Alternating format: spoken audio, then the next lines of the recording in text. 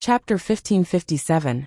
Judging from Xiaoyang's reply, his relationship with the Qiu family is quite bad.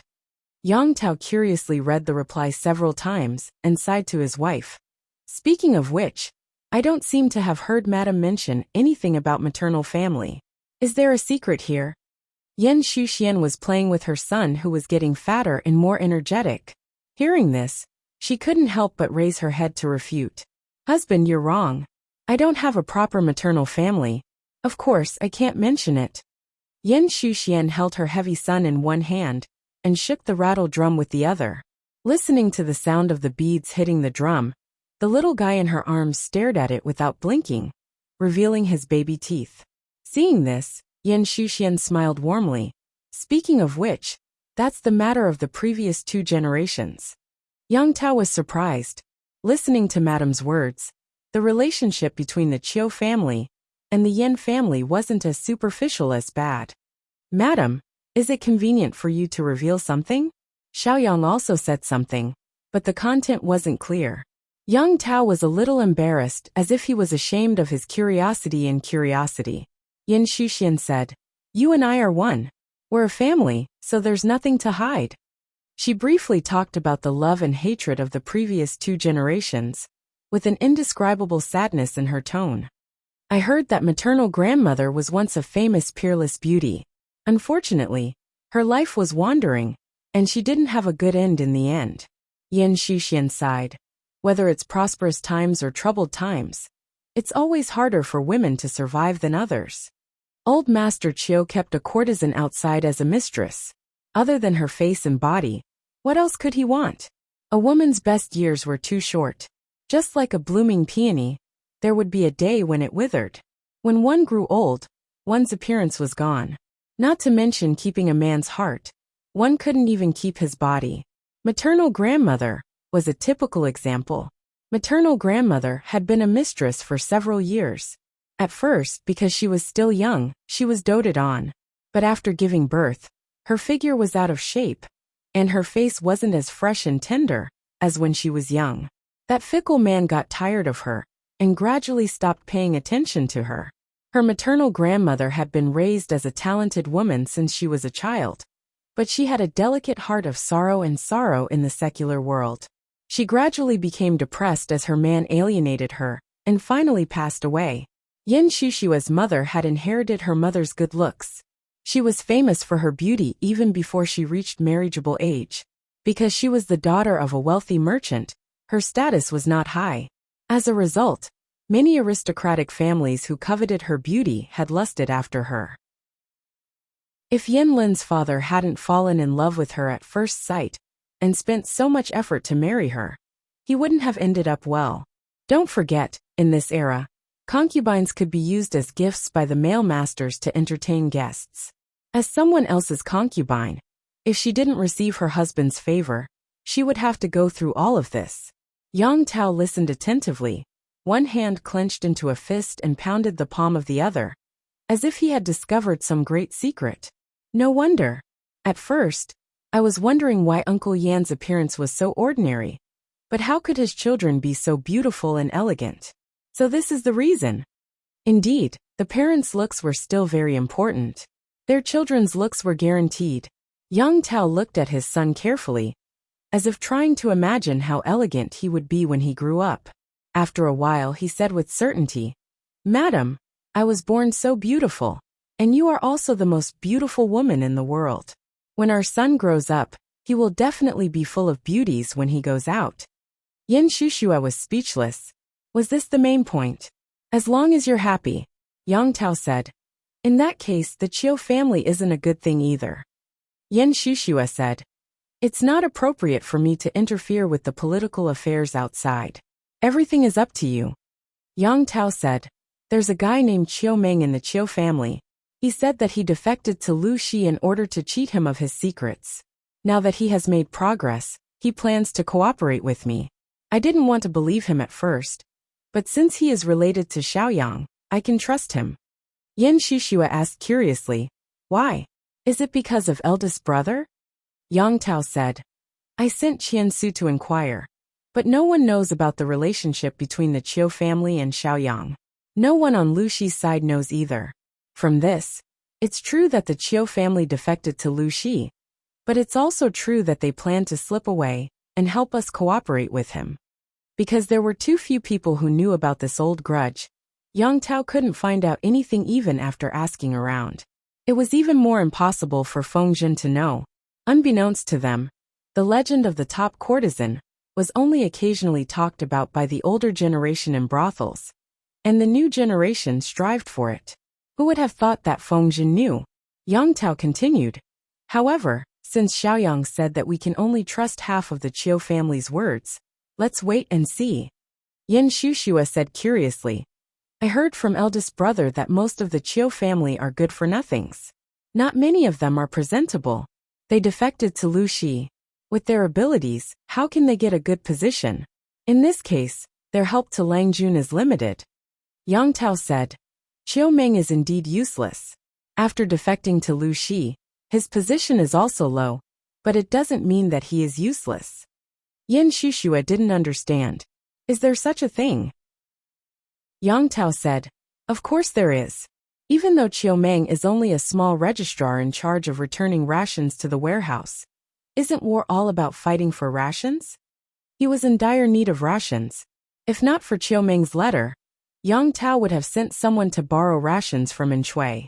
Enchui was a jackal, while Jiang Pingji was a tiger. Neither of them was easy to deal with.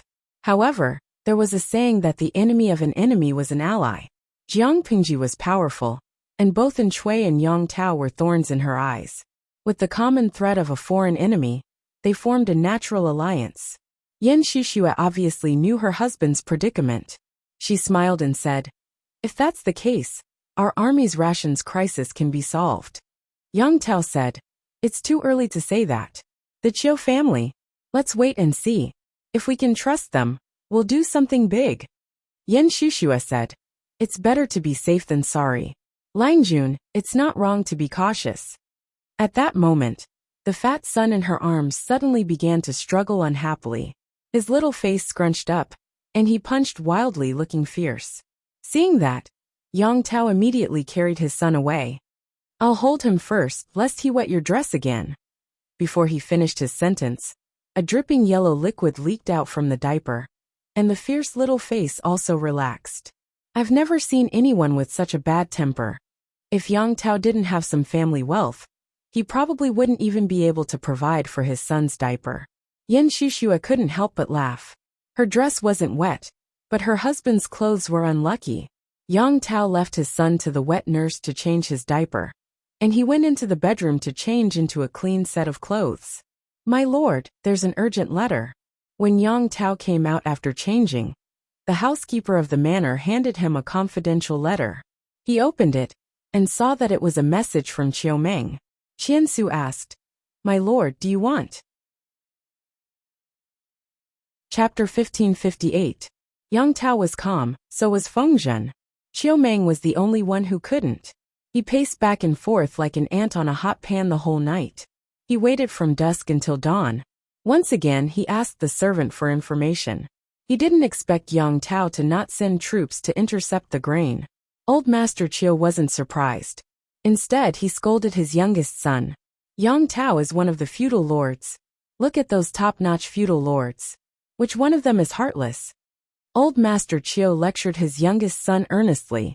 Seeing him humbly ask for advice, he felt great satisfaction. He continued, no matter what, even if we have a relationship with Yanlin, it's not enough to completely win Yang Tao's trust. He will definitely wait and see for a while. Qiu Meng was dissatisfied.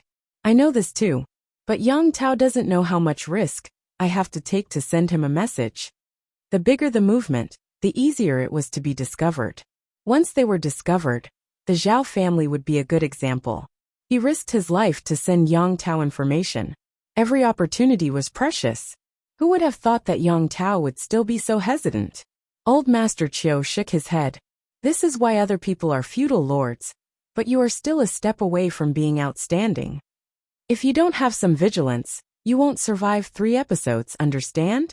Qiu Meng was annoyed, but he didn't dare to talk back. He still needed this old man's support.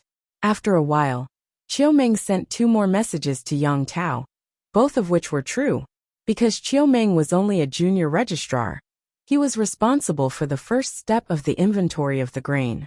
At most, he knew where the grain fleet would pass, but he didn't know which granary the grain would end up in. He wanted to know more information, so he had to ask around in private. In order not to arouse the suspicion of his superiors, Chiu Meng took great pains. Little did he know that all of this was happening under Feng Zhen's eyes. Fu Wang was a little puzzled. Is Yang Tao unwilling to take the bait? Or did he become suspicious? Feng Zhen said, "It's unlikely, but his appetite is too big. It's true that he wants to eat until he's fat." After enduring for so long, Yang Tao must be able to keep his composure, Yang Si said. Then, shall we send more people to send tens of thousands more grain next time? Feng Zhen smiled as he toyed with the object in his hand. His gaze was playful. Wait a little longer. Now is not the time, Feng Zhen said. Also, send more people to guard the Jingyang granary. Fu Wang was puzzled. Why? Could it be that their target was the Jingyang granary? Chiu Meng can't get this information. Feng Zhen said. Why can't I get it? Yang Tao and the others were born and raised in Zhangzhou. Our army had used different water routes to transport the grain several times, but the enemy could roughly determine which nearby places were more suitable to store the grain according to these routes. Yang Tao is able to keep his composure. Firstly, it's because Wan Shi's grain isn't enough to attract him. Secondly, he wants to find our granary and burn it all in one go. Fu Wang could not help but suck in a breath of cold air. I never expected Yang Tao to be so scheming. Feng Zhen said, don't underestimate anyone. No matter how outspoken Yang Tao is, he has been with Yin Lin for more than 20 years. As the saying goes, one is marked by the company one keeps. Even a pure white rabbit would be dyed black by ink. Yang Si laughed. Maybe you're thinking too much. Feng Zhen said, it's always good to be well prepared and cautious. Yang Si laughed in his heart. Once bitten, twice shy. Even a prodigal son like him would have such a day. On the surface it seemed calm, but in reality, there were surging undercurrents. Both Feng Zhen and Yang Tao were secretly testing each other's limits, waiting for the best time to strike. As a chess piece in the game between the two sides, Chiu Meng felt like he was playing with the 2 feudal powers in the palm of his hand. On this day, he delivered another piece of important news to Yang Tao. He said as if a heavy burden had been lifted from his shoulders. If Yang Tao can't even grasp this piece of news, then he can forget about fighting for the world. He should just admit defeat. Why did he say that? Because there were 100,000 dawn of grain this time. Because the amount was too large. In order to prevent any accidents, the military counselor Yang Si personally led the troops to escort it. This was the most confidential of secrets. Chiu Meng had used money to get the information out of the mouth of his drunken colleague. If Yang Tao was willing to launch a sneak attack on the grain team, not only could they seize 100,000 dawn of grain, but they could also capture Yang Si, one of Lu Shi's right-hand men. Yang Si had a good reputation in the southern territories. Capturing him and using him as a sacrifice would definitely deal a heavy blow to the enemy's morale. Why do I have to go too? Yang Si waved his golden fan, looking impatient. He wasn't Feng Zhen. He didn't like to court death so much. Feng Zhen said, if you don't go as bait, I'm afraid that Yang Tao will ignore the grain and go directly to the Jingyang granary. Yang Si spat and said, if you want to court death, go yourself. Why drag me down with you? Feng Zhen smiled and said, we'll share blessings and misfortunes together. When it comes to making a name for ourselves, you'll naturally benefit as well. Yang Si was speechless. He had seen shameless people, but he had never seen someone who could use his colleague as bait and still make such a solemn vow. How shameless. What about you? Yang Si asked him. Feng Zhen smiled and said, of course I'll guard the Jingyang granary. Maybe Yang Tao, like my lord, likes to take the lead. If that's the case, we'll benefit greatly. Yang Si rolled his eyes. If Yang Tao was as troublesome as his lord, he didn't believe that Yin Lin would still indulge Yang Tao. Why did you choose that night to make your move? Yang Si asked another question, looking like he wanted to get to the bottom of the matter. I saw that you've been reading the stars these days. Could it be that you've learned from that quack, Wei Zixiao, and can predict the weather and the direction of the wind? I was born and raised in Zhangzhou. Do I need to know how to predict the weather? Wei Zixiao is a quack, but I'm not. Feng Zhen suddenly smiled evilly. Why did you choose that day to make your move? Because there will be thick fog on the river that day. It'll be perfect for our army to launch a sneak attack from the south, using the Jingyang granary and the transport team to attract Yang Tao's attention, then taking advantage of the thick fog to launch a sneak attack on his army. It was killing two birds with one stone. Yang Xi was speechless. He was starting to doubt whether Yin Lin had tricked Feng Zhen this time, or had he dug up the graves of all his ancestors. This was too sinister. Was he planning to destroy Yang Tao's base in one fell swoop? What a beast! He thought that Feng Zhen's use of his comrades as bait was already the bottom line. He didn't expect that he would even use the Jingyang granary as bait. On the other side, just as Feng Zhen had predicted, Yang Tao accurately guessed the location of the granary based on the information he received. At this time, Yin Lin, who had been training at the mouth of the river, returned. Xiaoyang, you're back at the right time, Yin Lin said. I heard that my lord plans to lead the army yourself. His voice wasn't loud, but Yang Tao couldn't help but cower. I'm worried about the generals. Before he could finish his sentence, Yin Lin interrupted. Generals have their duties. If they can't fight for my lord, what's the use of them? Are the generals so useless that my lord needs to lead the army herself? Yang Tao's words were stuck in his throat. He said gloomily, if that's the case, should I lead the army? Yin Lin asked him with his eyes.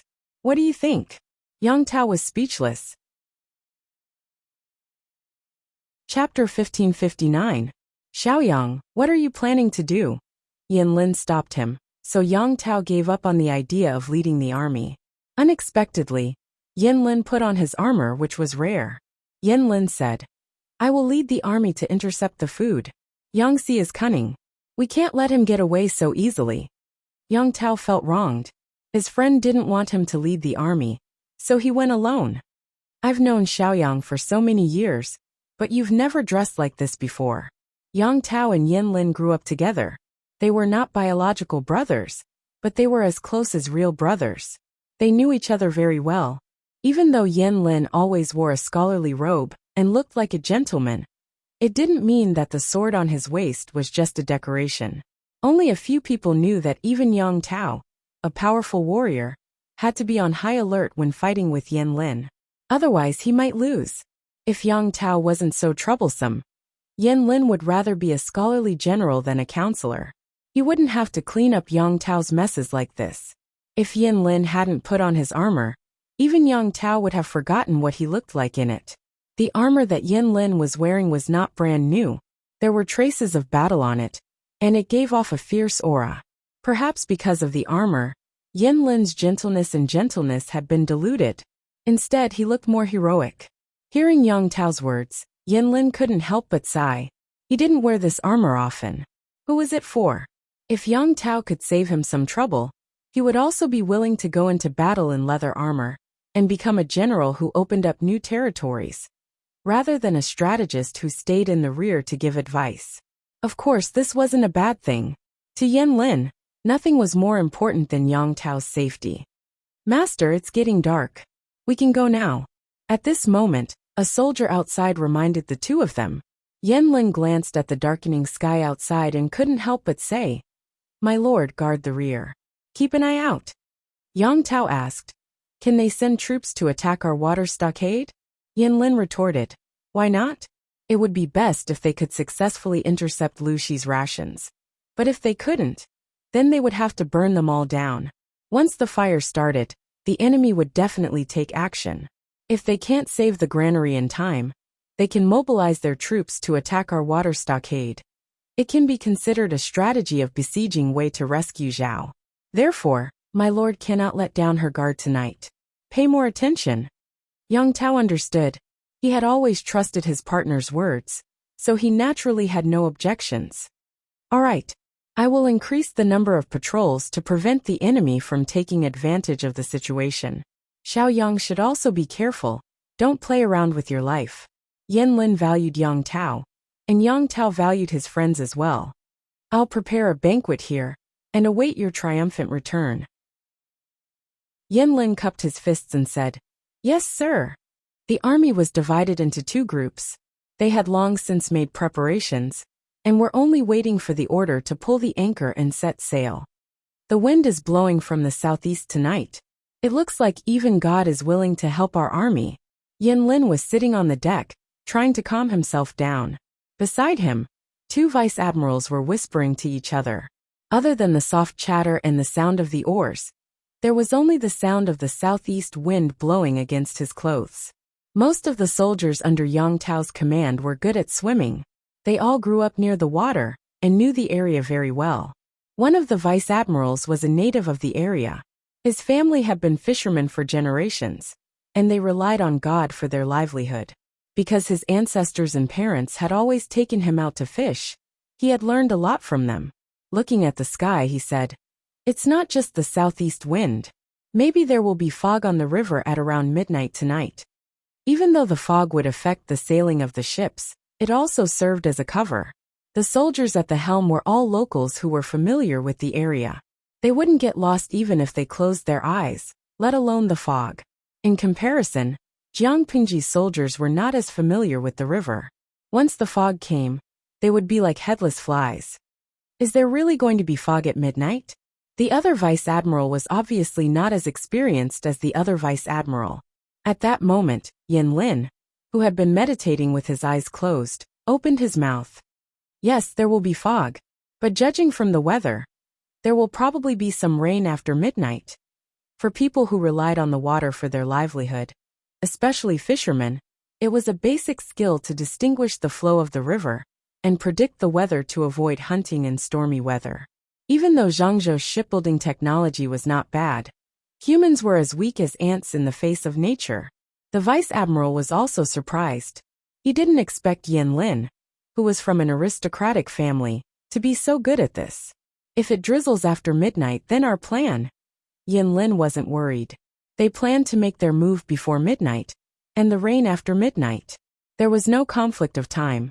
When the rain came, the food that needed to be burned would be gone, and the food that needed to be taken would be taken. It wouldn't affect the overall plan at all. At the same time, Yangxi was bitterly being used as bait by Feng Zhen. I really don't know what Feng Longzi is thinking. Did I steal his food or drink? How could he treat me like this? Yangxi couldn't help but sigh. He kept complaining to Feng Zhen. Do you think I'll be able to lure Yan Xiaoyang here with me as bait? The vice admiral who was protecting Yangxi couldn't help but laugh. But he couldn't. It was painful to hold it in. When his cheeks were sore, the vice admiral suppressed his laughter and said, If we can really lure him here, the military counselor will have made a great contribution. Everyone knew how important Yan Lin was to Yang Tao. If they could capture Yang Tao's #1 subordinate, the enemy's morale would plummet. Yangxi laughed. It's easier to dream about this. The vice admiral knew that Yangxi wasn't arrogant. As long as he didn't cross the line, Yangxi didn't mind joking a little. I remember that the military counselor said that he wanted to make more contributions and save more dowry for his daughter. Speaking of which, it was strange. They had never heard of the single military advisor Yangxi getting married, but everyone knew that he had a daughter. Yangxi said, They changed the dowry. The vice admiral was speechless. Yangxi said gloomily, My son's mother decided it. How can I go against her? The vice admiral said, The dowry is not bad. The military counselor's daughter can't wash hands and cook for others like ordinary girls. Because the status of female soldiers in the army was getting more and more important, many soldiers had changed their view of women. They didn't dare to underestimate them. As one of the Lord's confidants, Yangxi's child would also be an official in the future. His status wouldn't be low, so his marriage couldn't be like that of ordinary girls. Yangxi was even more gloomy. My son's mother told me not to worry about this. She's wealthier than me. I can only hope to have another son. Jiang Nongqin was a general who led troops to war. She didn't need too many rewards and spoils of war. Yangxi couldn't even catch up to her family. She was obviously biased towards her daughter. She said that the eldest daughter had to follow her household register and her surname. In the future, when she had a son, her son would continue the family line for Yangxi. What else could Yangxi say? Of course he would follow her. Yangxi didn't even have a wedding. How could he object? Chapter 1560. Sai, let's not talk about these sad things. The more we talk, the sadder we get. Yangxi waved his hand and motioned for Si to skip this slightly painful topic. Smacking his lips, Yangxi felt a little thirsty and asked the deputy general, "Is there any wine in the cabin?" The general smiled and said, "How can I drink in front of a battle? Even if I support the military counselor, I can't break the law knowingly, can I? But there are a few baskets of lychees, which were picked yesterday. I heard that they are late-ripening fruits with small pits and a lot of pulp. Military advisor, do you want to try them?" Lychees were very rare. Although they were produced in large quantities, they were not easy to preserve. People living in the north rarely had the chance to eat such a delicacy. Even if one could eat it, the value of a single lychee was worth 1,000 taels of gold. For example, one could dig out the entire lychee tree and use a boat to travel north. It required a lot of manpower and resources, and ordinary families could not afford it at all. Of course, lychees were not expensive in the lychee production area. Yangxi laughed and said, "You're so smart. Why haven't I heard of lychees being delivered?" Si Jiang ordered his men to bring the basket of lychees over. The skin of the lychees was bright red, and there were scales protruding out. The quality was excellent. There are a lot of lychees in my hometown. My parents once planted them for the local rich. Si Jiang smiled and said, "Ever since I followed my lord, my parents, wife, and children have been living a better life. With the money I sent back, I bought more than 10 acres of lychee trees. It just so happens that this place is not far from my hometown. It would take 3 to 4 days to travel by land, but it would only take a little more than a day to travel by water along the river." Si Jiang was an honest man. He also knew how powerful his military advisor was. Hiding it from him would be courting death. Perhaps he would be disliked instead of pleasing him. He said, "I heard that the military advisor likes these things, so I asked my parents to pick some and send them over." When Yangxi was young, he traveled around to study, so he naturally went to the lychee production area to eat. This thing was really delicious. "How many baskets are there in the cabin?" Yangxi looked at the lychees. Each one was plump and attractive. It was obvious that they had been carefully selected and chilled using special methods to keep them fresh. He picked one up, and his fingertips were cold. As a cultured foodie, Yangxi peeled lychees differently from others. Su Jiang used his fingernails to peel off the outer layer bit by bit. Not only was it easy to dirty his hands, but the lychee water would also stick to his hands, making it dirty. He directly used his index finger and thumb to pinch the tip of the lychee, and used a little strength along the line of the lychee shell. With an extremely light sound, the outer shell of the lychee split open along the line, revealing the sparkling and translucent congealed flesh. The deputy general was still peeling, and Yangxi had already eaten 2. "I've sent 15 baskets. Does the military advisor want one?" Seeing that Yangxi was quick and clean, Si Jiang imitated his movements, and sure enough, it was much easier. Cultured people were indeed cultured people. They were more particular about peeling lychees than ordinary people. And they also looked cleaner. So many. Yangxi thought about the lychees he had eaten during his study tour. The production of lychees was indeed not low.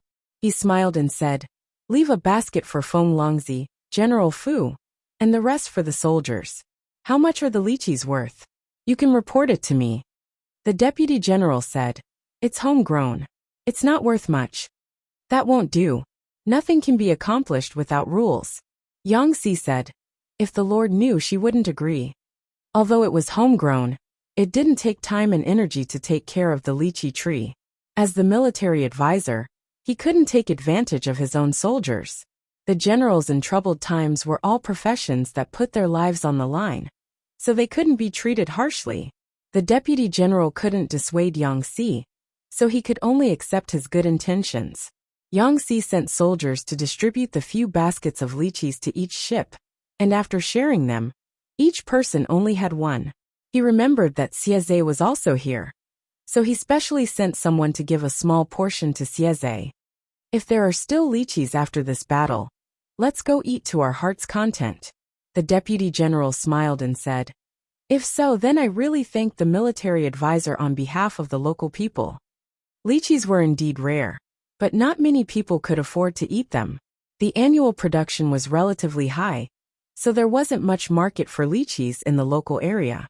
They could be sold for a higher price in other places, but this thing wasn't easy to preserve, and the cost of preservation and transportation was frighteningly high. Yangtze looked a little thin, but his appetite was not small. If it weren't for the fact that lychees were warm in nature, he would have eaten so much that he had to support the wall. Not long after, a small pile of lychee shells and pits had piled up on the deck. Time passed quickly, as if it was flying through one's fingers. Some fog slowly began to gather on the surface of the river. Yangtze said, Feng Longzi was right. Speak of fog, and there will be fog. Order the entire army to be vigilant in case the enemy comes. The deputy general immediately passed on the message. Military advisor, everything is ready. Xieze wasn't on the same ship as Yangtze, but he wasn't far away, so he could hear him if he raised his voice. Yangtze said, yes, tell General Xie to be ready to defend against the enemy at any time. He didn't have a loud voice like Xieze's, so he could only let the deputy general pass the message on his behalf. If Yan Lin and the others were here, they would find that there was something wrong with these ships that were transporting provisions. First of all, the appearance of the ships. Ordinary warships were the color of the wood, but Yangtze's ships were painted black. As for the ships, there was a thick and long hemp rope tied between each ship. One had to know that in order to ensure the mobility of naval battles and prevent the enemy from setting fire to everything, ships were usually not connected to each other. Did Yangtze make a fundamental mistake? Actually, it wasn't. Yangtze made this arrangement with a profound meaning. Today was the night of the first lunar month, and the night was extremely dark. There was a heavy fog at midnight, which could easily interfere with the enemy's vision. To ensure that the fleet's formation didn't fall apart, they were temporarily connected with thick hemp ropes. If the enemy needed to change the formation, they could cut off the ropes at any time. In addition, they had painted the surface of the ships black, which almost blended into the night and the river. If there was another heavy fog, not only would the enemy not be able to find them, they wouldn't even be able to find themselves. It was always more convenient to be connected with ropes. The grain and supply fleet followed the original route. As time went by, everyone's nerves were stretched into a tight line. They were constantly worried that the enemy would suddenly jump out. The deputy general said, Military advisor, it's getting late. You should go into the cabin and take a rest. If the enemy came out, they would definitely attack with arrows. If Yangtze stayed on the deck, he would be easily injured. Yangtze squinted his eyes dangerously. He put his index finger on his lips, signaling the deputy general to be quiet. Tell General Xie that if I'm right, the enemy will definitely ambush us in the water ahead. The deputy general couldn't speak loudly this time, so he used semaphore. Since the two ships weren't too far away, they could just barely make out the semaphore message. At the same time, Yan Lin and the others were also on standby. Half an hour had passed, and the fog was getting thicker. Yan Lin held the hilt of his sword with his left hand and frowned. Still not coming? Just then, he vaguely saw something floating on the water. Yan Lin immediately ordered his men to fish for it with a fishing pole covered with a net. Lychee shell, the general said. How can there be something like this on the river? Yan Lin said, the enemy is coming. Order the soldiers to prepare for battle. Chapter 1561. Of course, Yangtze didn't spill the shells into the river, but the soldiers didn't notice and spat them into the river. Not only did they warn the enemy, but they also misled them into thinking that Yangtze and the others were unprepared. After all, who would eat lychees when they were preparing for war? Were they overestimating themselves or underestimating the enemy? The deputy general said angrily, These people are underestimating us. Yan Lin sneered and threw the shells back into the river. It's better not to underestimate them. They'll be worried if they're on guard. As time went by, the fog became thicker, and the visibility decreased. Yanlin sent some soldiers to sail along the river, and followed the direction the lychee shells came from. But they couldn't find any trace of the enemy. The soldier came back soon and reported to Yanlin. Yanlin was surprised. No trace of the enemy? How come? Yanlin recalled the lychee shells. The cracks were very fresh, so they must have been peeled not long ago. Judging by the time they drifted, the enemy should be nearby. How come they didn't find them? Something was wrong. While he was thinking, the soldier on the front noticed something was wrong. There seemed to be a dark shadow in the fog. The soldier rubbed his eyes, thinking that he was hallucinating. But when he looked again, the shadow didn't seem to be there. What was going on? Was it a ghost ship? The people who lived near the water would always hear their elders talking about the stories of monsters related to the water, especially in the water areas where water battles had taken place. There would always be fishermen who returned from fishing saying that they saw the shadows of the two armies fighting, and they could also hear the faint shouts of killing. When one person started the rumor would get more and more exaggerated. Eventually, it would become the so-called legend of the monsters. Obviously, this soldier was also one of the people who was poisoned by the stories. But soon he didn't have to worry about it anymore. As the shadow got closer, they could see it more clearly. It wasn't a ghost. It was the silhouette of a battleship. But it was too dark for them to see it clearly. When they saw it clearly, the enemy's battleship was very close to them. It was still speeding up. Before the first battleship could give the order to shoot, the enemy's battleship had already rammed into them. The ship shook violently and made a muffled sound. Enemy attack! The soldier shouted loudly. At the same time, he shot a flaming arrow into the sky, making a sharp ear-piercing sound. Xieze laughed. The military counselor really has a lot of clever ideas. With the hull of the ship dyed this color, the enemy didn't notice us until they were so close. With that, the warship crashed into the enemy again. The soldiers took the opportunity to throw the anchor onto the enemy's deck and rushed over. Water battles were mainly fought with bows and arrows. The soldiers used shields to block the arrows thrown from the enemy, while the archers used arrows, or ignited fire arrows to shoot at the enemy's warships. The advance and retreat of the ships were all controlled by specialized boatmen. His lord had also brainstormed with the carpentry workshop and Navy Chief Commander Chi Kwang to design a heavy hammer that was specially used to smash the hull of the enemy's warships. Coupled with the shipbuilding skills offered by Mountain Ghost, their warships could be said to be armed to the teeth. Its defense was extremely good, and its destructive power was extremely strong. What it was least afraid of was a one-on-one confrontation. Because the enemy's ship was close to theirs, Xieze immediately ordered the soldiers to smash the pendulums at the enemy. The enemy's first warship was brutally rammed several times. As soon as the pendulums were thrown, the hull of the ship let out an ear-piercing screech, and a big hole suddenly appeared. Not long after the vanguard warship clashed, their own soldiers rushed to the enemy's deck and killed a group of them.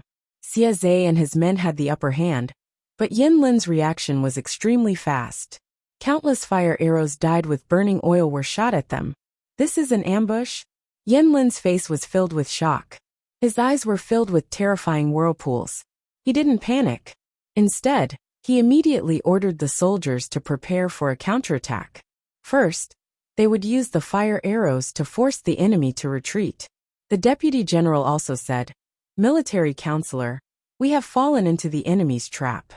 Yanlin's face darkened. He didn't need the deputy general to remind him. Not only was there an ambush here, but there might also be an ambush at the granary in Jingyang, or at the water stockade. Thinking of this, Yanlin couldn't help but clench his fists. He gritted his teeth and his masseter muscles. His anger was about to burst out.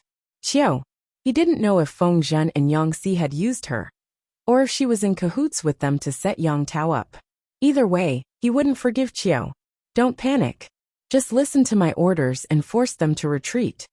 Yanlin's voice seemed to have the power to calm people down, making them feel safe. However, only Yanlin himself knew that since the enemy had spent so much time and effort to set up this trap, they must have come prepared. At the same time, Something similar happened at the granary in Jingyang. To prevent any accidents, Yanlin arranged for an old general to lead a sneak attack on the granary in Jingyang. This old general was also Yang Jian's old subordinate. He had fought with Yang Jian for many years and was very loyal to him. Not only was he loyal, but this old general was also humble and low-key. He would never rely on his seniority to learn from others, and was not ashamed to take advantage of his seniority. Yanlin knew that he was steady and experienced, so he gave him the responsibility of the sneak attack. This old general didn't let Yanlin down. As soon as he approached the granary in Jingyang, he noticed that something was wrong. Pass down the order. Everyone is to be on high alert. This old man feels that something is not quite right here. The young general who was assisting the old general said, "It looks normal. I didn't expect Lu Shi to set up the granary here." The waters around Jingyang were complicated.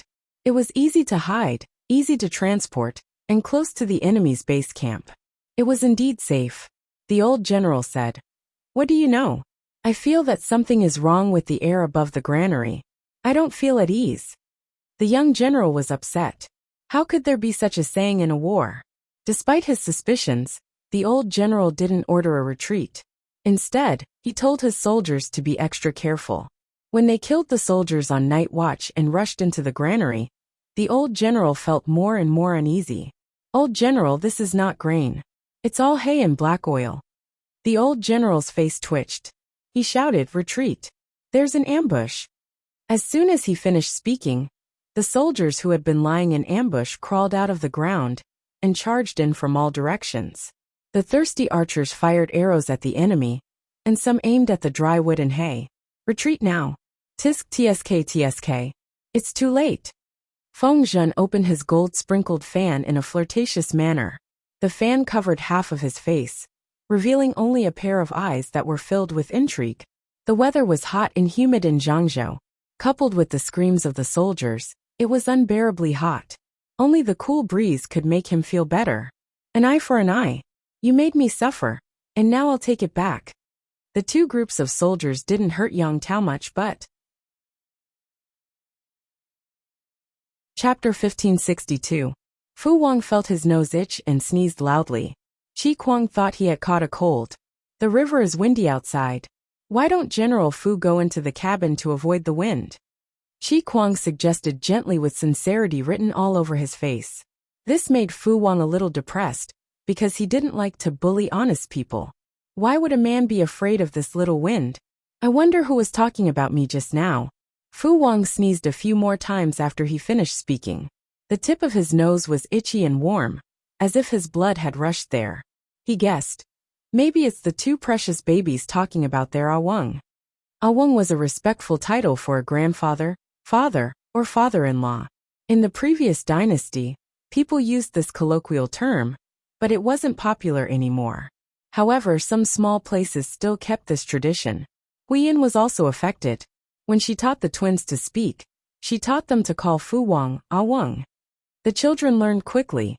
When Fu Wang heard the children call him that, all his grievances disappeared. Not necessarily.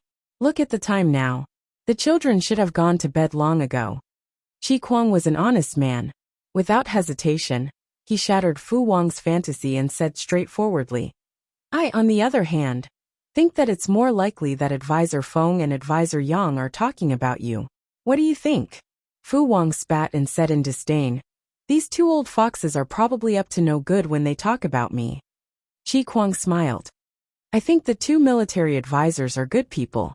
They treat their subordinates kindly, and rarely make things difficult for others. Civil officials and military generals rarely got along, because their worldviews were different, and their areas of expertise were different. Military generals felt that civil officials only knew how to talk glibly, and were annoying. They liked to show off when they had a bit of knowledge in their stomachs, and liked to retreat when faced with difficult matters. They didn't have the spirit to work. Civil officials also felt that military generals weren't good. For example, they didn't use their brains when encountering problems, acted rashly, and dealt with things with violence. They fought and killed without thinking. In short, they were nitpicking. No matter how good they were, they would still make mistakes. These two groups had many conflicts and infiltrated each other. Thus, it was difficult for them to get along. Qi Kuang felt that he was very lucky. The people he worked with were all good-tempered and understanding. They didn't deliberately make things difficult for others. Fu Wang could be said to have seen through this conclusion. What's the point? Two old foxes. When scheming against others, they wouldn't even know how they schemed against them. Fu Wang had clearly expressed his disdain, but that was only in private, and would not affect his official duties. Qi Kuang said, "Could it be that General has suffered losses before?" Fu Wang said, "Of course I have. Every time I think about it, I feel that the two of them are extremely detestable." Qi Kuang was even more puzzled. Fu Wang was a loner by nature, and had an unruly personality, but he didn't like to cause trouble and offend people. How did he and Yang Si become enemies? How did they become enemies? It was like a child without a mother. It was a long story. Fu Wang did not intend to be a commander. He wanted to recommend Li Yin or Xieze, and take the time to arrange his marriage with Hui Yin. That's right, Fu Wang had shamelessly pestered Hui Yin for so many years, and he had finally convinced Hui Yin to agree. For this, he had even signed a series of unfair treaties. Unexpectedly, at the last moment, Yang Si and the other man put Fu Wang on the fire to roast. He had become the commander of the expedition against Yang Tao, not an ordinary general. The matters at hand were not of the same level, and he had squeezed out all of Fu Wang's wedding time. If it was a coincidence, it would have been fine. But these two people were sincere, so Fu Wang could not be blamed for gnashing his teeth. Let's not talk about these two old foxes. Mentioning them will only ruin our mood and our good luck. Since Fu Wang had already made his decision, Qi Kuang stopped talking about Yang Si and the others, in case he made Fu Wang unhappy. While they were chatting, thousands of warships of various sizes had already sailed down the river, and were very close to the water stockade, where Yang Tao had set up camp. In order to increase the success rate, these warships were painted black. Under the cover of the fog, they quietly approached the enemy. Of course, this was impossible. There were regular patrols outside Yang Tao's water stockade. When the warships approached, they would send out a warning. Even so, Fu Wang and the others had bought a lot of precious time. Yang Tao was still awake. He was waiting for news from Yin Lin, while he was correcting military affairs. His brows were tightly knitted. At this moment, his sharp ears heard the faint sound of a rocket warning. "Did I hear wrongly?"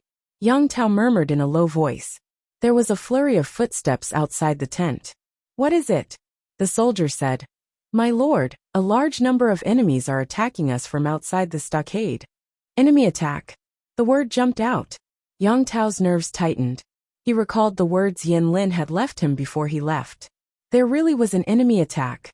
Gather the troops and fend off the enemy. He didn't change out of his military uniform.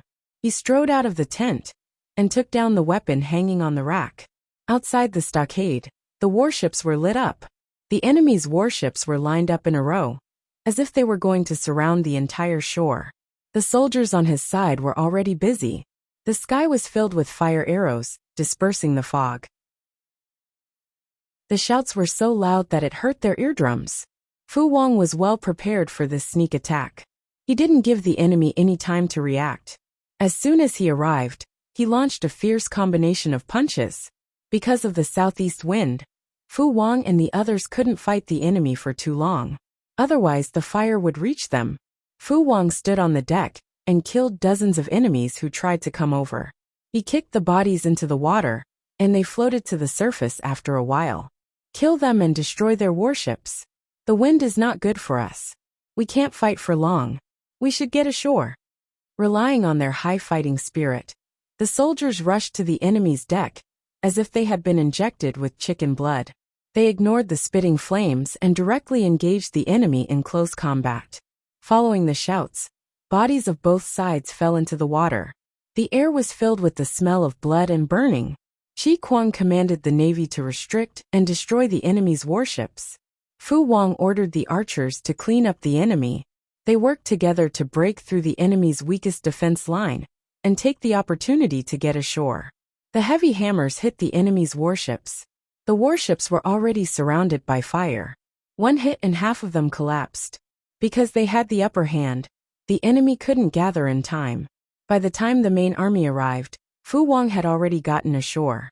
Although there were no large-scale weapons like ballistae or catapults, there were many archers and shield soldiers who managed to stabilize the situation. The soldiers on the warships were much more relaxed. They relied on the height of the ship to avoid most of the attacks, and used the terrain to attack the enemy effectively. The soldiers under Yang Tao's command were indeed not a motley crowd. Their morale hadn't dropped much, and their fighting spirit was still high. Fighting on three sides, Yang Tao was at a disadvantage. However, the Chiu family didn't know about this. They were still dreaming, and didn't know that disaster had already arrived. In their dreams, the mansion was already surrounded by hundreds of soldiers. The centurion in the lead lifted his leg and kicked the door open. Chapter 1563. It was already past midnight. The entire Chiu residence had fallen into silence. Only the patrolling servants were still yawning on their night shift. At this moment, a loud bang rang out. The door was violently smashed open, startling the night watchman. "Who are you? Who allowed you to trespass into my private residence?" "Guards, there are villains here." The watchman was a middle-aged man with a protruding mouth and monkey cheeks. His eyes were dark, sunken and swollen. He did not look energetic at all. When the centurion sent his men to rush into the Chiu residence, he tried to stop them, but was unexpectedly kicked away by the centurion. The centurion said, "Remember, no one in the Chiu residence is allowed to escape. If one escapes, you will bear the consequences." This was a death order from above. They had to take it seriously. No matter how the watchman called for help, they rushed into the residence. The watchman's call for help was effective. The patrolling servants heard the commotion and ran over to check on the situation, but they were captured and detained. The soldiers' violent enforcement of the law made a lot of noise. Several people who were sound asleep were startled awake. Although old Master Chiu was old, he did not change his fondness for beauties. He always wanted a wife to warm his bed. She looked to be about 17 or 18 years old. When she heard the noise outside, she immediately shook the disheveled old man beside her to wake him up. But he scolded her instead. "What do you want to do in the middle of the night, not letting anyone sleep?" Old Master Chiu was very angry in bed. If he was in a bad mood, he would whip someone to death. Thus, no one dared to disturb him. This new lady didn't know the rules. She was scared, but at the same time, she showed a timid and fearful expression. She was very nervous. Reporting to Old Master, "There seems to be an intruder outside." Old Master Chiu rose angrily and hurriedly grabbed his outer robe to drape it over his shoulders. When he got up, he kicked the woman in the chest. Although this old Master Chiu was very old, the strength of his kick was not weak. The woman almost fainted. Useless. As soon as he opened the door, several soldiers dressed in neat leather armor blocked the door and looked like they were going to arrest him.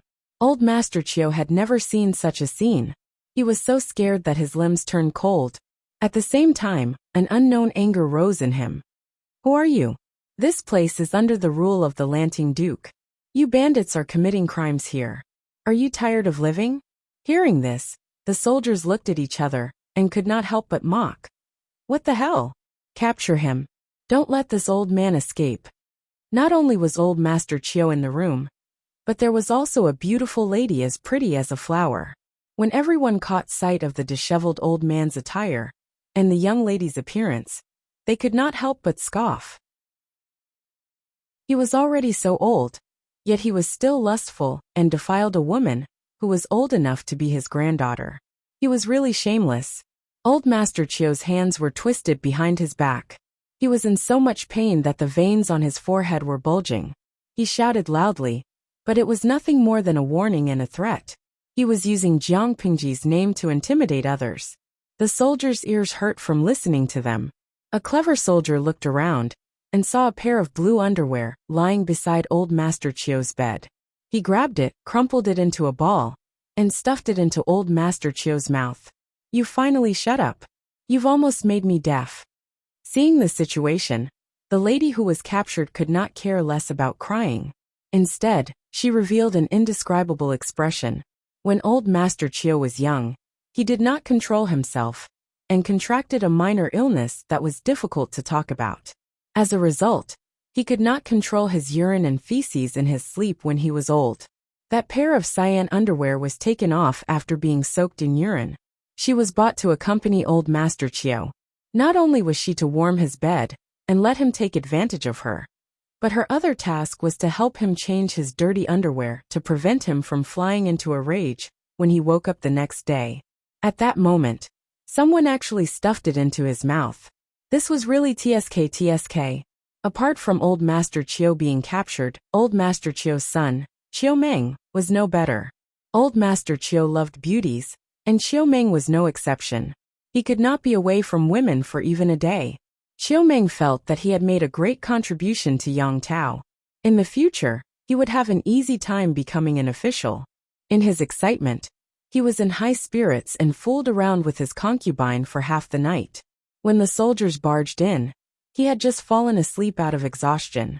He was a light sleeper and was woken up in no time. "What's the ruckus outside?" He nudged his concubine and asked her to get up and go outside to take a look. He went back to sleep. His concubine did as she was told.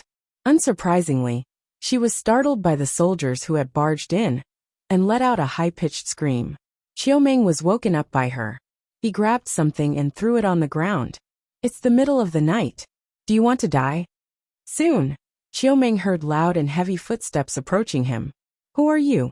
Chiu Meng was not old Master Chiu, who did not step out of his house and only cared about his health.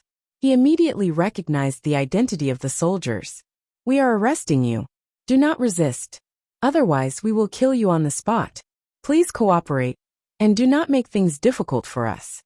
His words were polite, but his actions were not polite at all. Chiu Meng was still in a daze when he was tied up and dragged out. "Why are you arresting me?" The soldier said. "We are also following orders." "Orders?" Chiu Meng's face turned pale. He quickly thought of the key point, and his legs turned into noodles. Could it be? Chiu Meng swallowed nervously. Could it be that his secret actions with Yang Tao had been discovered? If that was the case, wouldn't his life be in danger? Chiu Meng thought of the exterminated Zhao clan, and his legs turned even weaker. If not for the soldiers dragging him, he would have fallen. These soldiers were indeed honest. They said that not a single person could escape. They even tied the wings of the two old hens raised in the kitchen and dragged them out. The centurion couldn't help but facepalm. Were the soldiers under him really not retarded? Put these people in prison and wait for the general and the counselor to come back for interrogation. Chiu Meng didn't believe it. He shouted, "You have no evidence. Why are you accusing people?" The centurion's left hand pressed on the hilt of his saber. His eyes were sharp and murderous, making Chiu Meng's heart tremble. Unexpectedly, the centurion was a cultured man. He said in a genteel manner, "If you don't want people to know, then don't do it. You should reflect on yourself." Chiu Meng paled in fright. Old Master Chiu had also guessed it. He was so frightened that he wet his pants. The soldier sneered. What a pair of promising father and son. Everyone in the Chiu residence was locked in the prison. The originally empty cell was immediately filled with people, and there was even noisy background music. Chiu Meng and Old Master Chiu were locked together. Could it be that there was a leak somewhere? Chiu Meng tried to calm his wildly beating heart. He didn't know whether to comfort the old master or himself. "Father, don't panic. Once Yang Tao wins, they can't do anything to us." Old Master Chiu looked haggard and miserable, but he could only trust his youngest son. Chapter 1564. Bah! You're still lucky when you're at death's door. The jailer who was guarding Chiu Meng and his brother heard the conversation and cursed in a low voice with a look of disdain on his face. Everyone in Jiang Pengji's camp knew that their lord rarely threw people into prison, let alone arrested an entire family. Once she did that, it meant that the people she arrested had committed an unforgivable crime and were destined to walk out of prison alive. The older jailer glared at him. "Shut up. These people are still suspects before the general and the military counselor interrogate them." The third jailer didn't know the details and asked curiously, "What did they do to get locked up?" "Who knows what they did? The last one who was sent here was a traitor from the Zhao family. These people are the same as the Zhao family. The first jailer smiled maliciously and said in a low voice, "Maybe they're the same." Jailers often dealt with all kinds of crimes, squatting in the dark, damp, and cold dungeon to guard the prisoners all day long. Even a mentally healthy person would become mentally unhealthy after a long time. In order to relieve the pressure, many jailers developed a gossipy personality. If that's the case, won't all of them? He made a gesture of cutting his throat with his hand. The meaning was obvious. If they really are traitors, we won't kill them to frighten them. Are we going to treat them well, and keep them alive until the new year? The prisoners' cries and pleas for mercy successfully drowned out the conversation of the jailers. The Chiu family didn't hear it. They were comforting themselves that Yang Tao would win. As long as Yang Tao defeated Fu Wang's army, they would be the heroes of the war. What they didn't know was that Yang Tao's army was also on the verge of collapse. First was Yan Lin's side. Although Yang Si was Feng Zhen's bait, it wasn't that easy to bite. All the warships were painted black, which made them invisible in the dark. It was as if they were in stealth mode and could sneak up on the enemy. Yan Lin and the others lost the initiative. By the time they realized what was going on, Yang Si had already finished his set of moves. The vanguard warships were robbed, hit, and burned. As soon as the battle started, they were overwhelmed by Yang Si's army. Even though Yan Lin managed to stabilize the situation as fast as he could, the fog around them was their biggest obstacle. It was hard to tell the enemy from their own side. Even though they had the same bugle or battle drum, their ships were still crowded together. They kept bumping into each other, and they kept bumping into each other. Yang Si's side was at an advantage, because they were connected by hemp ropes. The distance between the warships could be roughly determined by the tightness of the hemp ropes. Even though their mobility was not as agile as individual combat, they would not make mistakes like fighting against each other. Under the fire, several enemy warships were burned. The flames shot into the sky like a dazzling flower on the river. The firelight penetrated the thick fog and dyed it orange, as if it were a lighthouse illuminating the ships in the fog. Yang Si said with a smile, "This battle was really satisfying. All the anger that I've been suppressing in the past few days has dissipated." Yang Si wasn't the only one who thought this way. Feng Zhen, who had been the scapegoat for the defeat in the last battle, had a clearer understanding of the situation. Feng Zhen was the one who lost the last battle. He had a better understanding. Did they really think that Yang Tao and the others guessed that Jingyang had a granary because the enemy was too smart? No, this was all part of Feng Zhen's plan. The granary in Jingyang was also a bait that he had purposely used to attract the enemy. When the enemy took the bait, how could they let them go? Of course, they had to kill all of them at once. The enemy generals understood this too. There was no way they could break out of the encirclement because of the disparity in strength.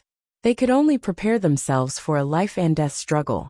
Even if they had to die here, they would drag a few more souls down with them. The raging fire engulfed the entire Jingyang granary. The night sky, which had been dyed orange-red by the smoke, looked like colorful ink blooming in a painting. Stubborn resistance. Feng Zhen looked coldly at the movements in the Jingyang granary. The enemy was obviously planning to perish together with them. He wasn't a kind person. Since the enemy wanted to die, he would grant them their wish. They wouldn't be able to leave. I wonder how General Fu is doing. Seeing that the enemy couldn't do anything, Feng Zhen finally had time to worry about the situation on the main battlefield.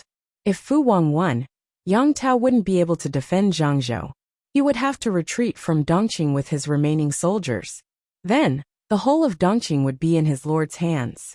If Fu Wang lost, Yang Tao would also be greatly weakened. If he could capture Yang Tao in one go, that would be even better. Feng Zhen was dreaming, but reality didn't always go according to one's wishes. Fu Wang led his soldiers to land. Behind him, the archers on the warships helped to clear the enemy. They quickly gained a foothold. Without hesitation, Fu Wang ordered an attack. The soldiers on one side were aggressive and full of fighting spirit. The morale of the other side was declining. They gradually distanced themselves from each other. With the help of the southeast wind, the fire spread quickly. Smoke rose. Under the violent destruction of Qi Kuang's navy, Yang Tao's water stockade quickly crumbled like dried twigs. The fire spread, burning the air and turning the sky red like it was daytime. Yang Tao killed a few people in a row. His expression was so serious that water could drip from it. He was extremely regretful. He also knew that regardless of whether the information sent by the Qiu family was true or not, everything was within the enemy's calculations. They had fallen into a trap. In order to intercept the food, Yang Tao let Yin Lin and the old general take away many soldiers. The remaining people couldn't resist the ferocious enemies. Qian Su found his lord in the chaos and said hurriedly, "Lord, please retreat immediately." Yang Tao gritted his teeth, his cheeks trembling faintly. "How can we retreat at this time?"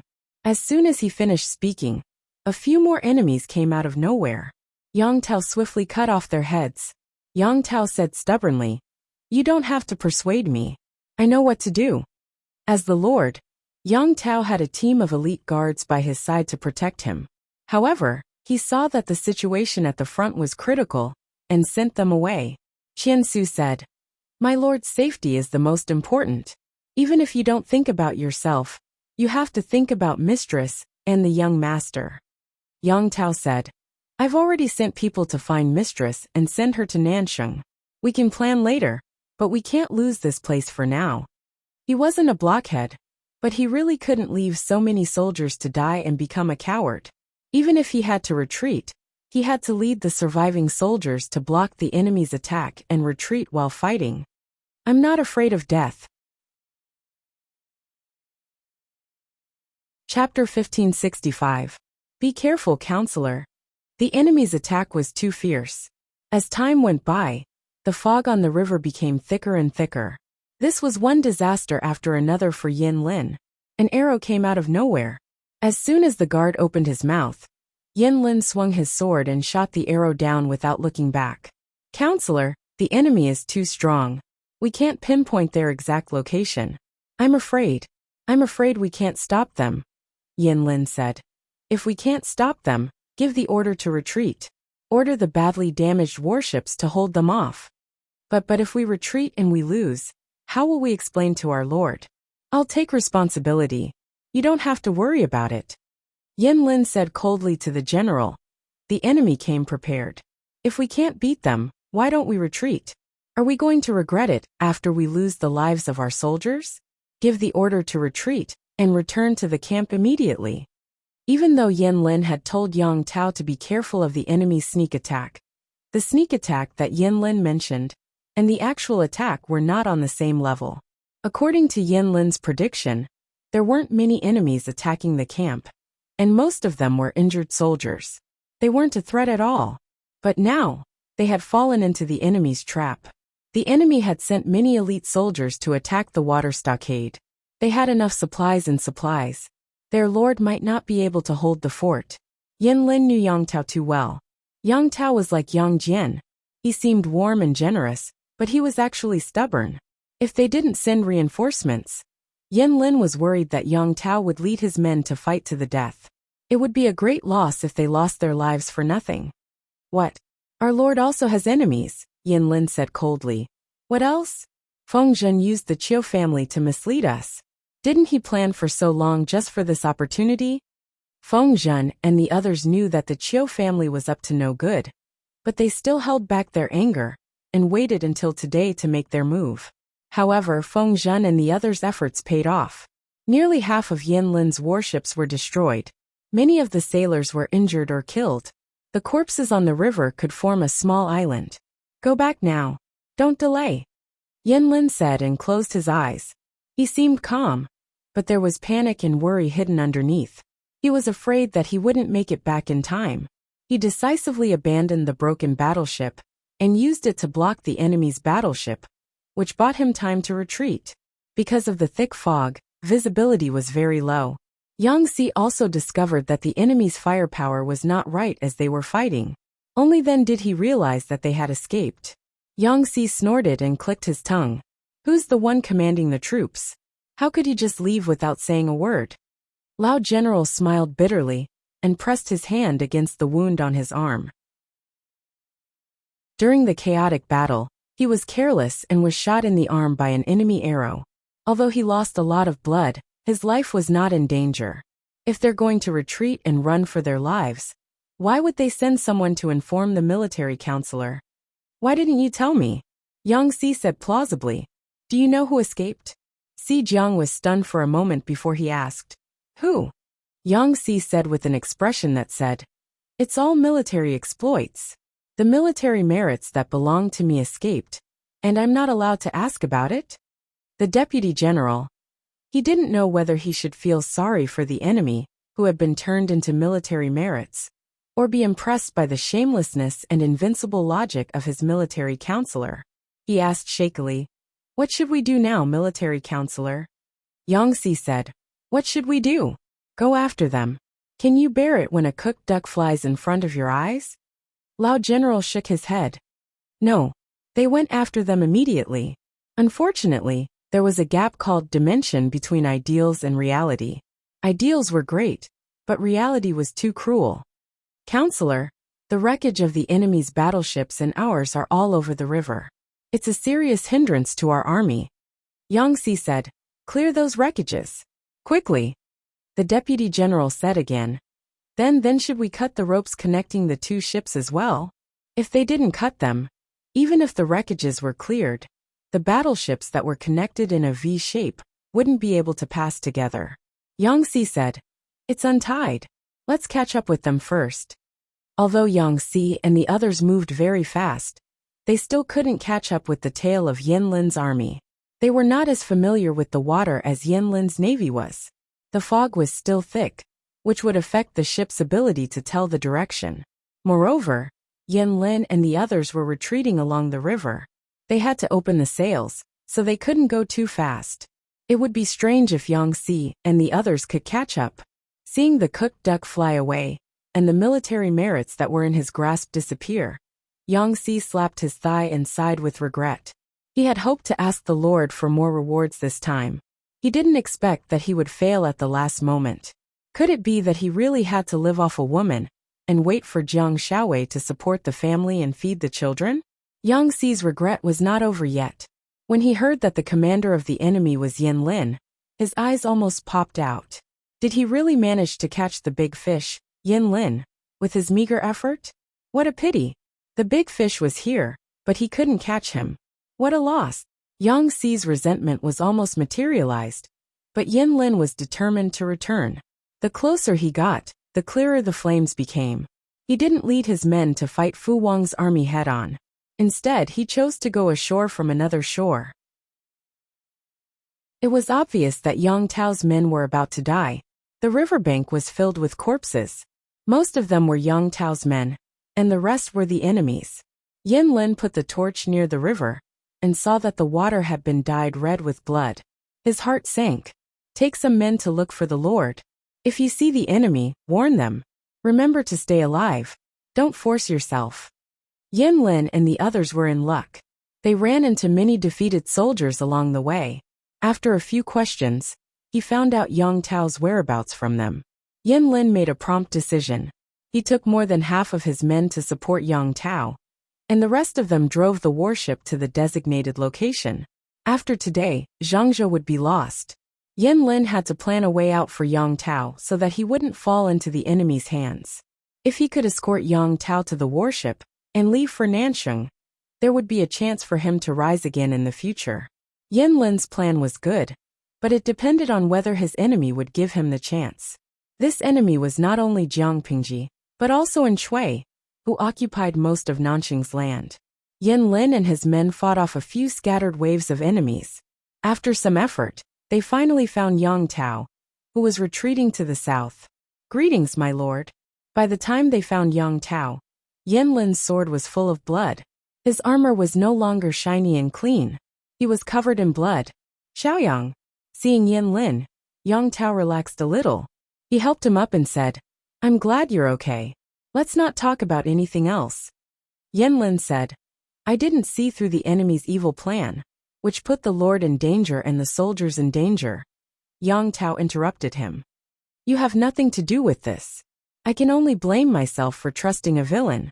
Yin Lin had been training his troops outside. Yang Tao was the one who made the decisions for the Chiu family. He couldn't be blamed. Chapter 1566. Xiaoyang about this. Yang Tao tried to say something, but Yin Lin didn't give him a chance. He tried to force Yang Tao to agree with him. Yang Tao looked at his childhood friend, who was kneeling on the ground and begging him. Everything he wanted to say was stuck in his throat. Alright, I agree. Qiansu could only sigh. Only Yin Lin could control his master. Of course, only his lord Yang Tao could tolerate Yin Lin's occasional overbearing attitude. If Yin Lin had been a petty lord, he would have been offended by Yin Lin's forceful actions. After a while, Yang Tao said, I've sent people to escort my wife and sister away. Don't worry, Xiaoyang. One was his sister, and the other was his wife's first wife. They were the two most important women in Yin Lin's life. Nothing could happen to them. Yin Lin said, Your Highness is thoughtful. I thank you on behalf of my wife. Yang Tao didn't know whether to laugh or cry. Yin Lin didn't need to thank him. Even if he didn't say anything, Yang Tao would still protect them. Yin Lin continued, We can't stay here for long. We don't know when the enemy will catch up. Please leave first, my lord. Yang Tao left the water stockade with the rest of his troops. He knew the terrain well enough to shake off the enemy, but it wasn't a long-term plan. The fog on the river was still there. Yin Lin planned to let Yang Tao board the boat and escape under the cover of the fog. If they waited until dawn, the enemy would catch up with them. It was too dangerous. Yang Tao nodded. He took 2 steps forward and was about to get on the horse. Suddenly he remembered something else. Xiaoyang, you're not leaving? Yin Lin said naturally. The enemy is coming fiercely. I'll delay them for a while and leave when my lord is safe. That won't do. Yang Tao refused immediately. What if something happens to you? How can I explain it to my wife? Yang Tao's wife was Yin Lin's sister. How could Yin Lin stay and delay the enemy for him? Did Xiaoyang know what would happen to him if he stayed? Yin Lin said calmly, My lord, I won't have to worry about anything if you leave first. If you stay instead. He didn't mention that Yang Tao would make enemies by staying. Not only would he not be able to help, but he would also arouse the enemy's fighting spirit. What fighting spirit? Killing the leader of the enemy's feudal vassals would not only leave a good name in the annals of history, but the rewards would also benefit him for a lifetime. Yang Tao was speechless. His eyes turned red. Obviously, he didn't agree to Yin Lin's suggestion. Don't worry, Your Highness. I will protect myself and catch up with Your Highness as soon as possible. After that, Yin Lin turned to Qiansu and said, I'll have to trouble you to keep an eye on Master Gu later. If there are any enemies chasing after you, remember one thing. Don't get caught up in a fight. Run if you can. As long as he escaped into Yang Tao's territory in Nansheng, he would basically be safe. He could not be greedy for a moment of merit and forget about the important matters. Qiansu nodded to show that she remembered and immediately mounted the horse. Yang Tao did not have a choice even if he did not want to leave. Yin Lin left most of the wounded soldiers behind, while Yang Tao took the rest of the elite soldiers with him. It's my fault for underestimating you. To think that I would suffer such a crushing defeat. Yin Lin sighed with emotion. He sent some of his soldiers as bait to confuse the enemy and mislead them. Fu Wang and the others did not know much about the terrain of Zhangzhou. They did not know that Yang Tao and the others would escape through the river mouth. What Yin Lin needed to do was to buy as much time as possible.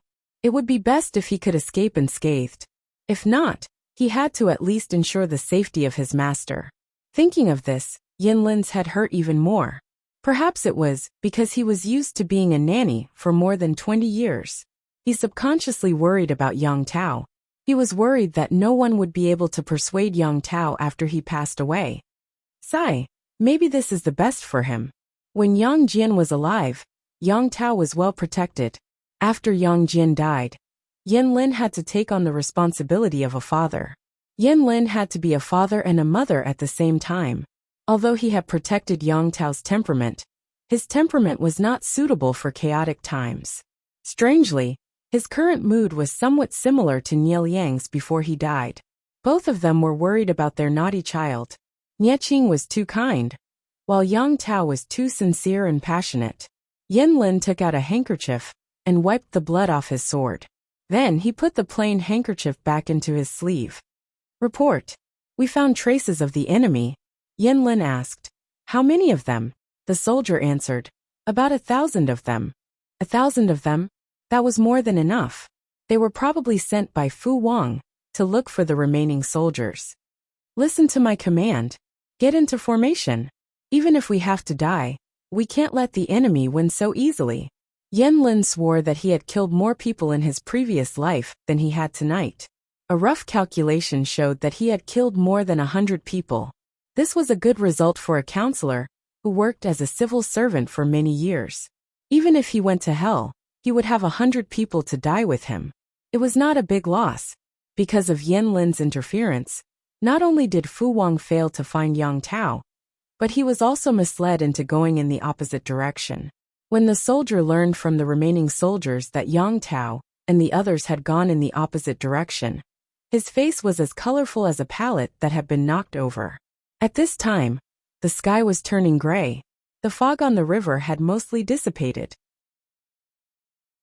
Yang Si and the others were the first to arrive. They wanted to congratulate Fu Wang, but they did not expect him to look angry.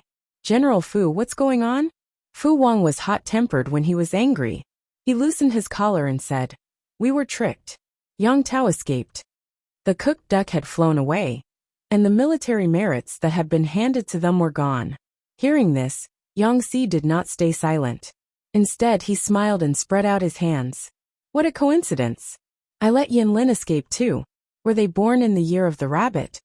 Fu Wang said angrily, Come on. Have you ever seen a rabbit that can run on the river? How could he still be in the mood to talk at a time like this? Yang Si was born with a sarcastic face. No matter how nice the words came out of his mouth, they always sounded sarcastic. If Fu Wang did not know this man's temperament, he might have been angry. Seeing that Fu Wang was really angry, Yang Si did not have the guts to test the waters. Instead, he summoned Fu Wang's deputy general and asked him what was going on. This deputy general was brought by Fu Wang when he surrendered. He was honest and loyal, so Yang Si was not worried that he would lie. The deputy general told him all the details, and Yang Si listened attentively. After a while, Yang Si punched his palm and laughed. You're lucky. Someone slipped through the net. Someone slipped through the net? Who slipped through the net? Fu Wang asked. Yang Si said, Yin Xiaoyang, I suspect that the person who led the soldiers to trick you and mislead you here is Yin Lin. Fu Wang frowned in confusion. Why are you so sure? Maybe there is someone else. Chapter 1567. Really, Fu Wang had already prepared himself to return empty-handed. But he had not expected Yin Lin to slip through the net. Although Yang Si was usually not very reliable, he was still very serious when it came to business. He would not lie to him about this. Why would I lie to you? I heard that Yang Tao and Yin Lin have always been inseparable. If we capture Yin Lin, we might be able to use him to threaten Yang Tao. Even though the methods used to threaten others were rather despicable, there was no such thing as morality when it came to war. As long as they could win, it would be fine. Who would want to pretend to be a gentleman?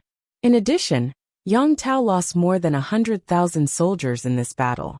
Aside from a few who were temporarily recruited, most of them were brought from Nansheng. If Yin Lin is captured, there will be no one to help Yang Tao. Sooner or later, he will be in big trouble. Fu Wang could understand the first part of the sentence, but he was confused by the latter part. Why did Yang Si sound like Yang Tao was not a good person? Fu Wang asked directly. From what you said, you don't have a high opinion of Yang Tao. His lord had a high opinion of Yang Tao. How could Yang Jingrong have such high standards? When did I say that? Yang Si shook his head and said, Yang Tao became one of the feudal lords in troubled times. That alone is better than countless people. I said that because Yang Tao is not a man of wealth and power. He is straightforward and straightforward. He is the kind of person who can't be bothered with anything. Why didn't General Fu think about it? Yang Tao is from Dongqing. The aristocrats of Nansheng were willing to support him because Yang Tao was profitable. Now that Yang Tao had lost the war, his foundation was in danger. Without Yin Lin's help, it was only a matter of time before Yang Tao fell out with his previous aristocratic family. Given his straightforward character, maybe we don't have to do anything. Yang Tao will. Yang Si winked at Fu Wang and raised his hand to cut off his head. Fu Wang was not optimistic about this speculation. No matter how straightforward Yang Tao was, he was not stupid. There was no way he would put himself in that situation. The most important thing now is to capture Yin Lin. Yang Tao is gone. Yin Xiaoyang can't escape again. Although Fu Wang was not as enthusiastic about building a career as Yang Si, he was also a man who had to support his family. Generals were not like scholars. Scholars could make a living in times of peace and chaos.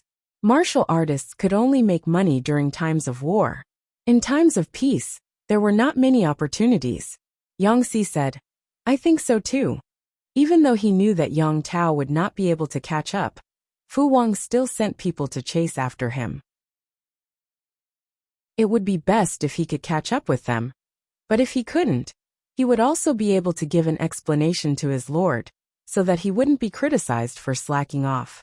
Fu Wang and his companion focused on capturing Yin Lin.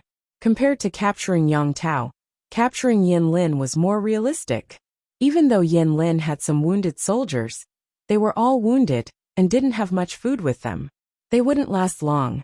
All Fu Wang had to do was to send people to block the shore, keep an eye on the direction of the boats, and block off Yin Lin's escape route. Sooner or later he would be caught. This way, there's no way Yin Xiaoyang can escape. Fu Wang was full of confidence. Beside him, Yang Si looked on with a smile and did not comment. He was afraid that he would be beaten if he said anything. Yang Si had a feeling that Fu Wang would be slapped in the face. It turned out that a counselor's intuition was stronger and more accurate than a woman's sixth sense. Fu Wang had cast a wide net, but he still couldn't catch Yin Lin. "Bastard, if we catch him, we'll break his legs. Let's see how he's going to escape." Fu Wang was extremely busy.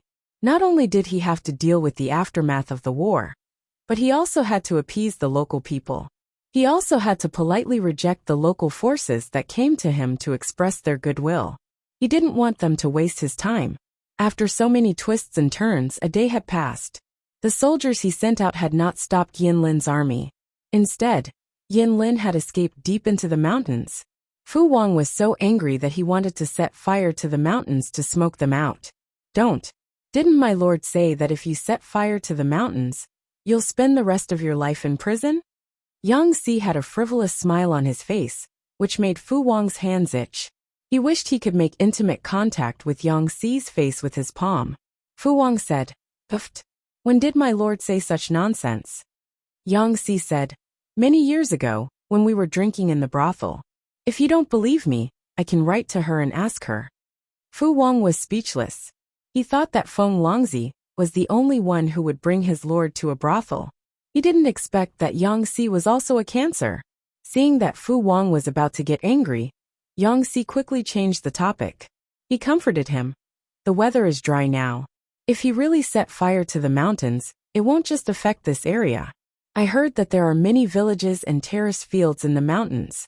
If General Fu sets fire to the mountains, many innocent people will be affected. If my lord finds out, General Fu will be scolded." Fu Wang rolled his eyes. He only said that because he was angry. Why would he really set fire to the mountains? "Then, what should we do now?" Fu Wang asked. "Are we just going to watch them jump up and down?" Yang Si said, "Send people to continue chasing after them. Block all the exits so that Yin Lin can't save himself. We can also exhaust them to death." Fu Wang sighed and chose to listen to Yang Si's Buddhist advice. Just as Yang Si said, the biggest problem for Yin Lin and the others was food. They only had enough food for one day. After that, they would have to kill horses to fill their stomachs. They also had to climb mountains and cross rivers, which was more exhausting than usual. At this rate, they wouldn't last more than a few days. However, that was not the worst news. The enemy had obviously seen through Yin Lin's plan. They had arranged a large number of soldiers everywhere. Yin Lin couldn't break out of the encirclement with his current manpower. If they took the land route, all the passes would be heavily guarded. If they took the water route, all the ports would be guarded too. There was no way to borrow a boat. It seemed like a dead end. But Yin Lin didn't give up, let alone admit defeat. I know the situation. It's good that my lord is safe and sound. As soon as Yin Lin finished speaking, he felt a sharp pain from the wound on his left shoulder. He frowned in discomfort. The wound was caused by a stray arrow when he was being chased by the enemy. It wasn't a serious injury normally, but there were no medics, no medicine, not even water to clean the wound. He could only bandage it hastily to stop the bleeding. The weather was hot, and Yin Lin's armor was heavy. The edge of the wound began to itch and turn red. It looked like it was going to fester. However, Yin Lin couldn't care less. He forced himself to lead hundreds of soldiers deep into the mountains to find their destination. If there were no boats, they would make their own. The bamboo here was perfect for making bamboo rafts. With bamboo rafts, they didn't need to go to the shore. They could leave by water in the dark. Even though it was a risky move, it was better than waiting for death. There was strength in numbers. They managed to survive for 3 to 4 days by killing horses, digging weeds, and hunting beasts in the mountains. They had to be careful in case the enemy found them. When the bamboo rafts were ready, Yin Lin asked the rest of the soldiers if they wanted to stay. Those who didn't want to leave were dismissed. Even though Yin Lin had a high reputation in the army, the soldiers were just ordinary people. They had lost their morale after days of wandering. There was no internal strife because the soldiers were still alive. Chapter 1568. In the end, less than half of them were willing to stay.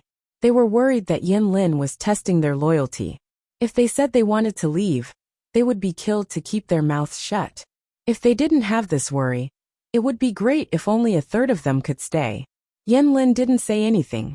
He took off his valuables and handed them to a centurion. He asked him to exchange them for silver as food for the soldiers. The centurion trembled as he took the jade pendant, jade flute, and some gold from Yin Lin. Tears rolled down his cheeks. They bowed to Yin Lin and said their blessings, choking with sobs. Yin Lin heaved a long sigh. He ordered his men to push the bamboo raft into the water. It was getting dark. It was the best time to escape. However, the escape was not so smooth. The first problem they encountered was Yin Lin's illness. His festering wounds gave off a foul smell, and his body was burning.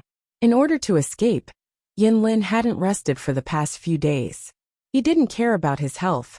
The day before yesterday he had a low fever. After such a long time, his wounds were getting worse. The soldiers couldn't do anything but worry. The wounds were too big, and they didn't have the right medicine. It was hot and humid in the mountains. He hadn't rested for days. All these conditions were terrible. It was no surprise that he was sick. The temperature on the river was low at night. The change in temperature worsened Yin Lin's condition. The soldier on the same raft raised his hand to touch Yin Lin's forehead. The moment he touched it, he was shocked by the temperature. "It's okay." Yin Lin looked a little distracted, but he forced himself to say, "Follow the plan. Don't waste time." He dismissed the soldiers who didn't want to leave with him. They would be caught by Fu Wang's troops after they left the mountain.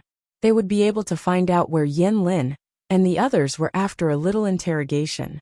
How could the raft be faster than a warship? If they didn't hurry, they wouldn't be able to escape. In fact, Yin Lin could have prevented this from happening. He could have killed all the soldiers who tried to leave, just as the soldiers feared. He didn't do that, not because he was too soft-hearted, but because it was unnecessary. The remaining soldiers had little morale left. If he killed more soldiers, the hundreds of them would be in chaos. "Counselor, your forehead is very hot. If it keeps burning, won't it?" Yu Jiang silently swallowed the words he wanted to say. If they didn't do anything about it, Yin Lin would either become an idiot or die. Of course, it could also turn into pneumonia, but there was no such saying in this era. The deputy general didn't respond to him, because Yin Lin couldn't stand the protests of his body and passed out. Even in his coma, he could feel himself being in a furnace for a while, thrown into an ice house for a while, shivering all over. Then, he felt as if his body was thrown into the deep sea and kept sinking. His surroundings were getting darker and darker. His consciousness was getting more and more blurry. The deputy general's call was more like a faint whisper from the distant sky. No matter how hard he tried to concentrate, he still couldn't hear it clearly. On the other hand, seeing that Yin Lin was getting worse, Si Jiang had to make a decision. He had the rest of the soldiers push the bamboo raft to the planned location. If they were lucky, they might be saved. A soldier said hesitantly, "If we encounter an enemy," Si Jiang gritted his teeth and said, "Then surrender. I don't think the Lord and the military counselor will blame you." They had tried their best, but fate refused to grant them their wish. If the wounded soldiers surrendered, they might be able to live. If they resisted, they would lose hundreds of lives for nothing. The soldier asked again, "What about the general?" The deputy general said, "The military counselor's injuries are serious. He has a fever all over his body. We need to go ashore and find a doctor as soon as possible." The soldier felt that something was wrong. They finally had a chance to escape. If they stayed to find a doctor, they might expose their identities. The deputy general understood this, but he also knew that if Yin Lin died, they would have to face the furious lord when they returned. Besides, it would be a shame if the military counselor died here. If the heavens had eyes, they would definitely be able to turn the situation around. Si Jiang decided to give it his all.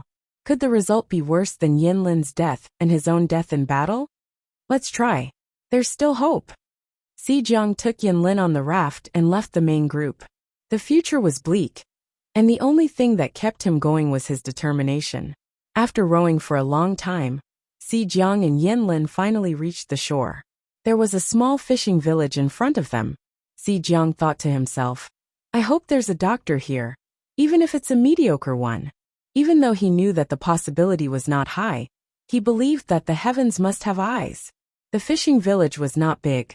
There were only about 30 families, and about 100 fishermen. Because there was no entertainment and oil was expensive, most people worked at sunrise and slept at sunset.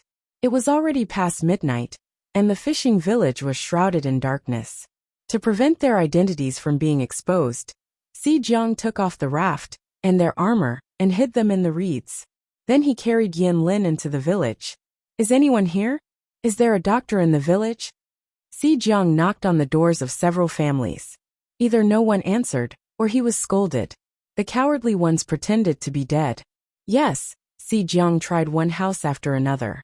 When he reached the 7th house, which was near the edge of the village, the owner of the house opened the door.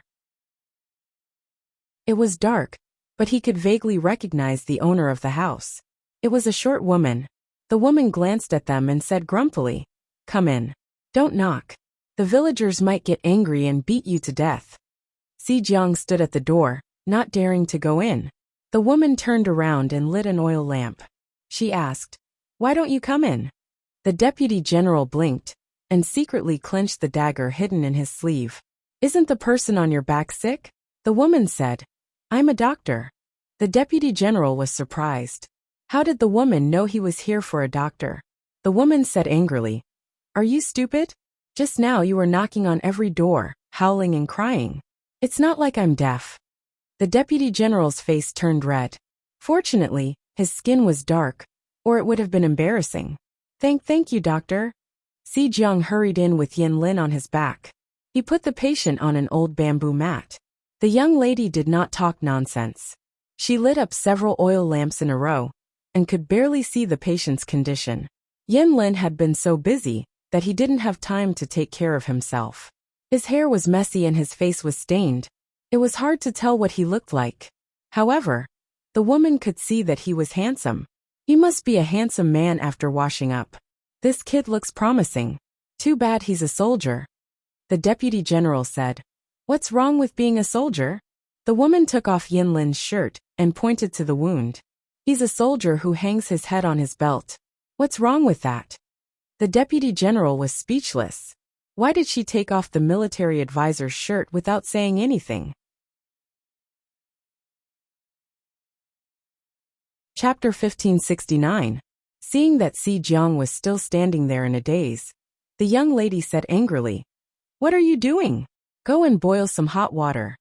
Si Jiang had never seen such a disrespectful woman, but he still counted on the doctor to save his life, so he didn't dare to disobey. I'll go boil the water now.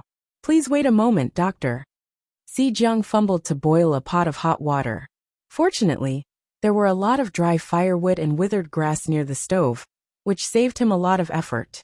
After searching for a long time, he finally found a relatively clean wooden basin for cutting vegetables. He rinsed it with clean water and filled it with boiling hot water. When he came back, he was almost scared stiff and almost asked, "What are you doing?"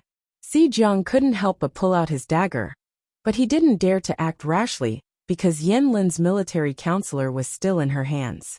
"What am I doing? I didn't do anything to him." The young lady was very calm and didn't forget to flirt. She said, "As you can see, I don't have clean gauze in my house. I saw that his clothes were made of good material, so I cut them off and soaked them in hot water to disinfect them." Si Jiang, the young lady asked, "Is the water I asked you to boil done?" Seeing that the young lady didn't want to kill him, Si Jiang put away his dagger and replied, "It's done. Bring it over when it's done. The conditions here are poor, so we can only use hot water for simple disinfection." Si Jiang didn't understand the latter part, but he understood the first part. He obediently brought the wooden basin over and put it within the young lady's reach. He muttered in a low voice, "My master has a family."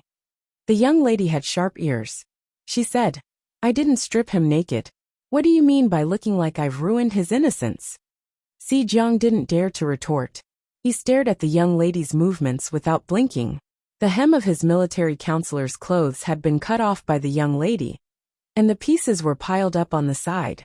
She soaked the cut cloth in hot water several times before picking it out with chopsticks and wringing it out slightly. "There's no hydrogen peroxide or salt water in this broken place. How can we wash the wound?"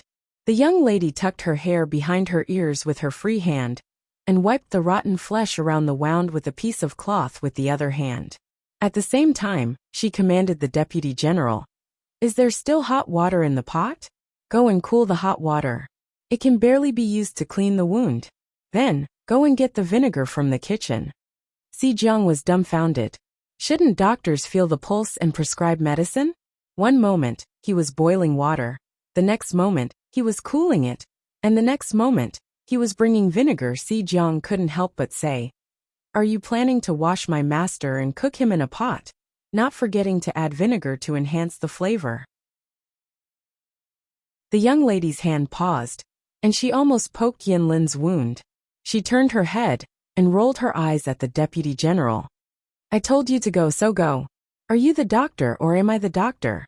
The boiling water could barely be used to clean the rotting wound, and the vinegar was used to physically cool it down. "If you don't understand, then shut your mouth. No one will treat you as a mute. If you want this person to live, then do as I say." Si Jiang blinked. He was actually suppressed by this person's imposing manner, so he obediently said, "Oh." He found a palm leaf fan and tried to fan the hot water in the pot. It took him a lot of effort to cool the remaining water. When Si Jiang returned with the cold water, he almost went crazy when he saw that the young lady had stripped his military counselor down to his underwear. "What are you doing?" "Physically cooling it down," the young lady answered without raising her head. "Why are you so surprised? Are you trying to scare me to death in the middle of the night? This person's temperature is too high. There is no medicine here to reduce fever, and his family is so poor that they can't even afford alcohol. It's good enough that they have a small jar of vinegar. Of course, I remember that the alcohol here is not very strong. I don't know if it will be as effective as this jar of vinegar." The deputy general saw that the young lady was wiping Yan Lin's chest, back, forehead, armpits, and thighs with a piece of cloth that was stained with vinegar. She looked very serious, and it didn't seem like she was taking advantage of him. Si Jiang was finally relieved.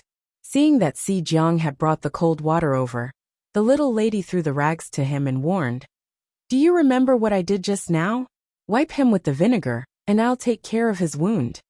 The wound on Yan Lin's shoulder was not very deep, but it was very long. It had not been treated for a few days, so the wound was badly infected. "Give me your knife." The young lady reached out her hand to Si Jiang. He hesitated for a moment, then gave it to her. She brought over an oil lamp and put the blade over the fire to warm it. What are you doing? Disinfecting. I guess you don't know what disinfecting is. Your knife must have seen blood before. Who knows what's on it? The young lady said. I'm going to use it to clean up the remaining rotten flesh. The knife can't have any dirty things on it, so I'm going to use the fire to warm it.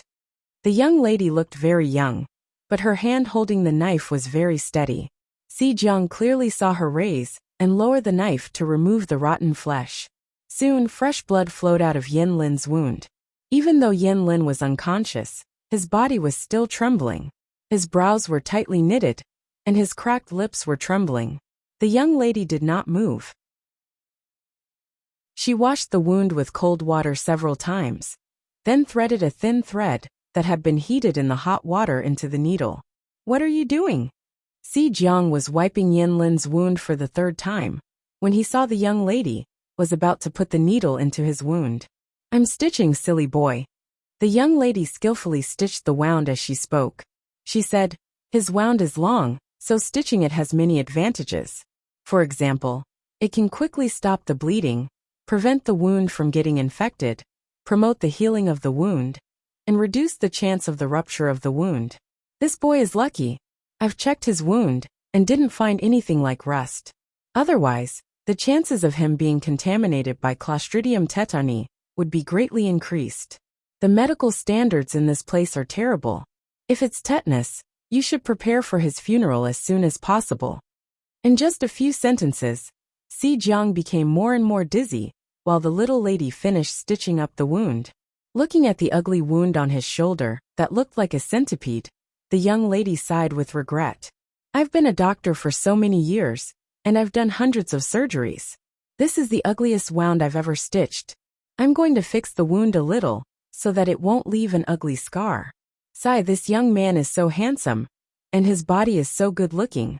It would ruin his beauty if he got a scar like this. Si Jiang cleaned Yin Lin's wound for a while, then touched his forehead with the back of his hand. Sir doesn't seem to have a high fever anymore. Yes, that's good news, the young lady said. I'll go get some herbs and boil them for him to drink. Si Jiang nodded gratefully. Little did he know that the young lady sighed as soon as she left the room. I'm probably the poorest person in the world. He never expected that the person he saved was the host's archenemy, Yin Lin. Chapter 1570. Yin Lin was so poor that he didn't even have a single valuable item. The dream of 1,000 years event had been held for so many years, and so many lucky people had left with some souvenirs. He was the only one who would have to return empty-handed. That's right, it was him. This lucky guy was also a typical guy who wore women's clothes. Less than a quarter of an hour after he arrived, he heard someone knocking on the door of every house, begging and crying. The guy was crying so hard that he felt sorry for him, so he decided to save him. Unfortunately, he didn't have anything he wanted, so he could only do his best. It was up to Yin Lin to save his own life. Strawberry smoothie, stop crying. Why did this lucky guy get selected with less than 10 comments? Blueberry smoothie, give up. The luck in the live streaming room has nothing to do with activity. Mysterious don't save stupid. As a regular streamer, many of the IDs of the big shots looked familiar. Only this time the lucky guy was a stranger. He had only managed to get a spot in the live streaming room for more than 10 years. He had only made 8 comments, and his ID was medical can't save stupid. I didn't want to make so few comments. As a doctor, I'll get beaten up by my patients if I watch live streaming during work hours. He carefully identified the herbs in the room with the girl's body, and the viewers cheered him on. Judging from the situation earlier, this lucky guy should be a Western doctor, but he could identify Chinese herbs. That was amazing. Doctors had good job prospects. Many high school students asked the lucky guy if he had any recommendations. They wanted to learn medicine too. The lucky guy pouted and snorted. You'll be struck by lightning if you try to persuade people to learn medicine. The viewers immediately applauded the lucky guy's straightforwardness. He had spoken out the thoughts of countless medical students and hospital workers. To defectio. The lucky guy is complaining. Is work not going well? The viewers liked to chat, but they were more interested in digging up gossip. There must be a story behind the lucky guy's words. Sure enough, the lucky guy said coldly. Of course work is not going well. Guess how I got here? In the end, it was the patient who hacked it. As a doctor who had switched from Chinese medicine to Western medicine, he had spent many years as an intern in the hospital before he became a full-time doctor and worked diligently in the hospital. He asked himself if he was worthy of himself and his patients. Despite the bad atmosphere of medical disputes, he had worked hard for so long. Even if he had not made any contributions, he had worked hard. Unfortunately, her luck was really bad. She was sent to the ICU by the pregnant woman's husband, right after she finished one surgery. Sigh, there are too many idiots in the world. Learning medicine can't save them. The European emperor heaved a sigh of relief and made a smoking gesture. When I chose to study medicine, I was also full of enthusiasm. I had the heart to save the world and the people. However, brain damage is an incurable disease. I have the heart to save it, but I can't do anything about it. Giving birth to a boy or a girl has nothing to do with me. It's not like I'm king his wife up. 5 million salted fish. Looking at a delicate and pretty little girl using a soft voice to say such crude words. It hurt his eyes. */omega*, working cells. I don't understand. What does this have to do with you being the chosen lucky emperor? It has something to do with it. The European emperor sighed. About half a month ago, I performed a cesarean section. The pregnant woman and the baby girl were safe. However, the pregnant woman's husband and mother-in-law were not happy about it. They made a scene at the hospital, saying that they went to Hong Kong for an ultrasound, and that it was a boy. They suspected that the hospital had sold the precious boy in exchange for a girl. They were very agitated, and ignored the pregnant woman and the baby. They stabbed me with a fruit knife. I was sent to the emergency room, and stayed in the ICU for a few days. I was hospitalized because of a work-related injury. That's why I have the time to watch the live broadcast. Do you know that the ICU costs nearly $10,000 a day? If it weren't for my insurance, I don't know how long I would have to work for the hospital for free to recoup my losses. After saying that, the European emperor sadly wiped away non-existent tears and sighed. It's easy. 5 million salted fish quietly replied. It's not easy. Those who hear it will be sad, and those who see it will cry. Tudo feitio. Misfortune and good fortune depend on each other. It might not be a bad thing. Isn't it just a lucky transmigration? According to the popularity of the live broadcast, your story will be on the hot search list in minutes. Those who hurt you will be forced to give you an explanation. The European emperor was not a person who liked to be stubborn. Although he had suffered an unexpected misfortune, he would not give up his favorite job because of fear of choking. The salted fish were no longer jealous of the European emperor after hearing what happened to him. After all, this was what the European emperor deserved. This body belonged to the village's barefoot doctor. Whenever the villagers had a headache or fever, they would come to her. Therefore, there were many common herbs in the house, most of which were used to treat headaches and fever. The European emperor prescribed some medicine for Yanlin's fever and asked the general to take it to the kitchen. The European emperor said, "His wound should not be moved. Let him rest here for a while." Although the European emperor could only stay for 12 hours, this body belonged to the barefoot doctor. Minor illnesses could be treated. The general carefully brought the hot medicine to Yanlin. He blew on it to cool it down and fed it to Yanlin. Hearing the European emperor's suggestion, the general looked a little hesitant. The longer he stayed, the more likely his identity would be exposed. However, the military advisor's condition made it difficult for him to move. The European emperor knew who they were, so he wisely chose to keep quiet and did not ask any more questions. On the other side, Yanlin dismissed the soldiers who were willing to leave.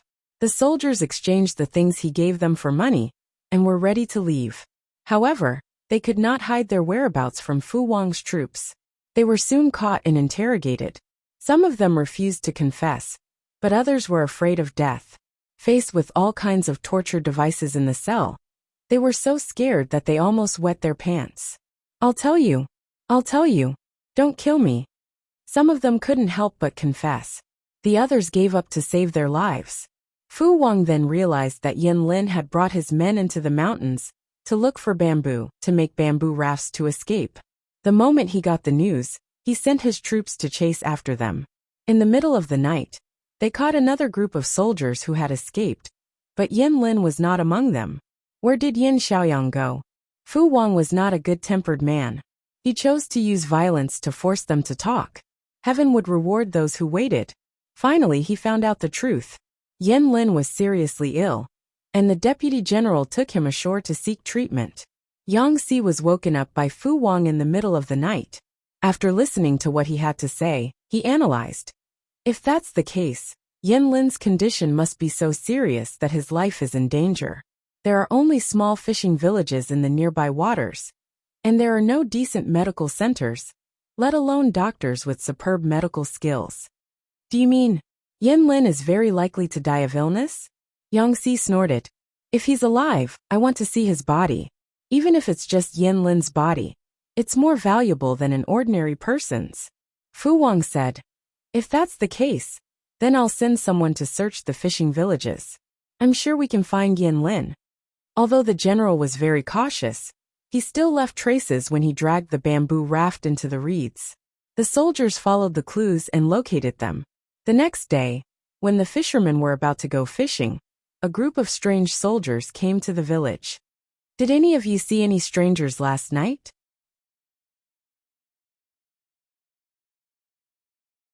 Chapter 1571. The fishermen didn't care who had sneaked into their village, as long as they didn't get involved. Out of self-protection, they quickly told the police where Yin Lin and his wife were. At the same time, they were looking forward to it. The arrest had caused such a big commotion. Maybe the two escaped criminals were sentenced to death. If they reported them, they might even be rewarded. The fishing village was small, so the commotion at the entrance would spread to the other end of the village. When the soldiers arrived at the fishing village to question people, Lucky Emperor, who was out drying his medicine, realized that they were here for Yin Lin. After standing still for 3 seconds, he decided to pretend that nothing had happened. He lowered his head and continued drying his medicine. 5 million salted fish stayed up with him for a long night. He told O Huang that the medical dispute that happened in his hospital had reached the top of the hot search list at the speed of a rocket. The weird husband, daughter-in-law, and mother-in-law of that family had also been dug out and hung on the wall with their names. It was illegal to search for human flesh, but Lucky Emperor wasn't a saint. He appreciated the salted fish's good intentions.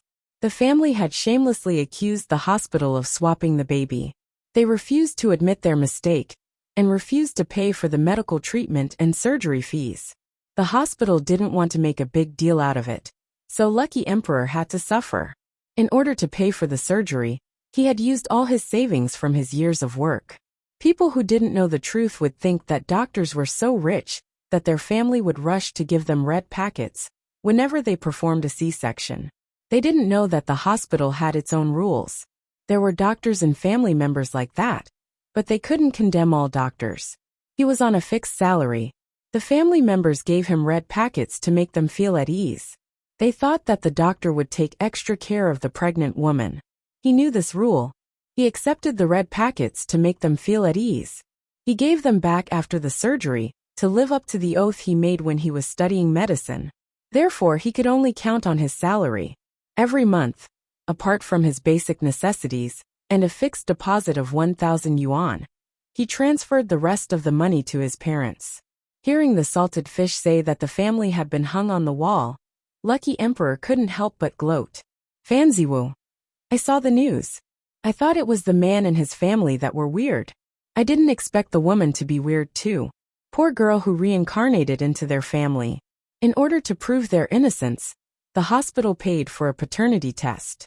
The family said that the hospital and the DNA testing agency were in cahoots with each other and forged the report.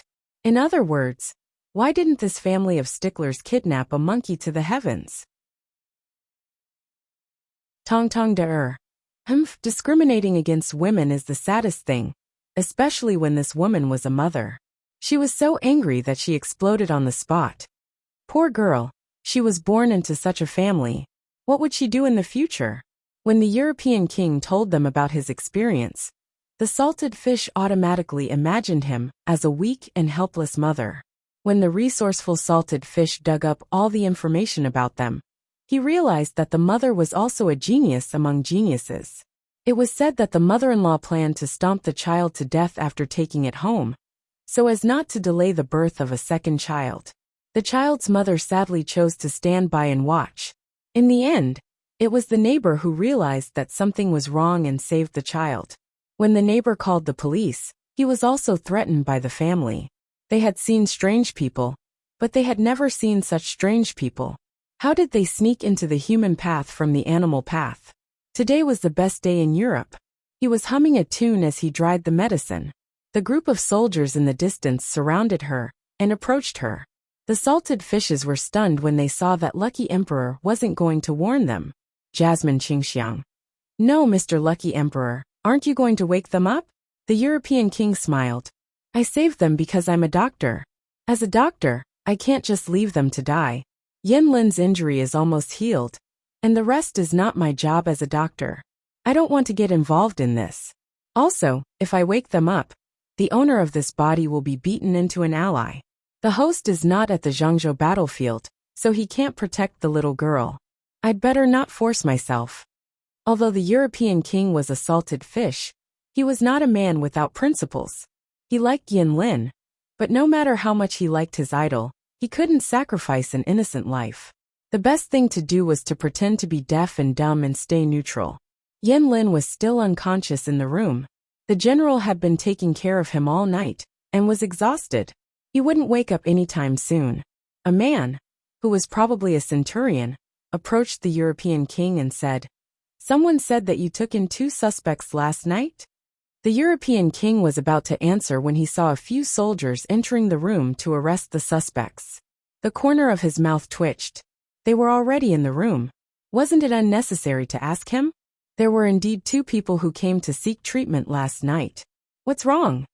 The centurion knew from the villagers that the European king's body was a barefoot doctor in the village, so he didn't blame him. There was a sudden shout from inside the room, followed by the sound of fighting. It didn't take long for it to calm down. Soon, the deputy general's hands were twisted behind his back and tied up. He was escorted out of the room. The European king said, "The one lying in the room is seriously injured and needs to rest. Don't move him. Be careful." "Thank you for the reminder." The European king added, "Remember to pay for the treatment of these 2 people and the damage to my room." The centurion couldn't help but laugh. He was a fierce man, and no one was afraid of him. How dare this young doctor bargain with him? "Don't worry, the young lady will be paid." Because Yin Lin was seriously injured, they didn't dare to act rashly. They could only send a message back, and hope that the higher-ups would send a skilled military doctor over. In the end, not only the military doctor, but Yang Si also came. "Yin Xiaoyang is still alive. He's really lucky," Yang Si sighed. After the examination, the military doctor told him that Yin Lin was still alive because of his luck, but most of the credit should go to the doctor. Judging from the residue in the room, Yin Lin's wound was very bad. His brain might have been burnt out. After the examination, the military doctor found that Yin Lin's body temperature was normal, and his breath was stable. The wound was in good condition, and the stitches were very neat. Most importantly, the stitches were much better than the ones used by the military doctor in the casualty camp. Yang Si couldn't help but look at the European king. The European king was stunned for a moment, but he didn't show any fear. Was he trying to see whose eyes were bigger? Yang Si looked away and whispered to a soldier. The soldier nodded and ran out. He came back after a while. "That's strange. This young lady only knows how to treat simple headaches and fevers. How does she know how to do this?" Yang Si was suspicious. The European king felt a chill down his spine. Was he going to expose himself? At this time, the centurion mentioned the consultation fee and the renovation of the room. Yang Si signaled to his attendant. The attendant took off the cloth bag hanging on his waist. "This is the consultation fee. The life you saved is very important. It's worth it." Yang Si was a stingy man. The consultation fee, he paid was actually the money that Yin Lin gave to the soldiers. There was a finely carved jade pendant, a jade piccolo, and a dozen solid gold balls that weighed about half a kilo. Yang Si walked up to the European king, put one hand on his shoulder, and lowered his head. Are you a mountain ghost too? The European king's body stiffened. Yang Si chuckled. In salted fish's words, the laughter was very sad.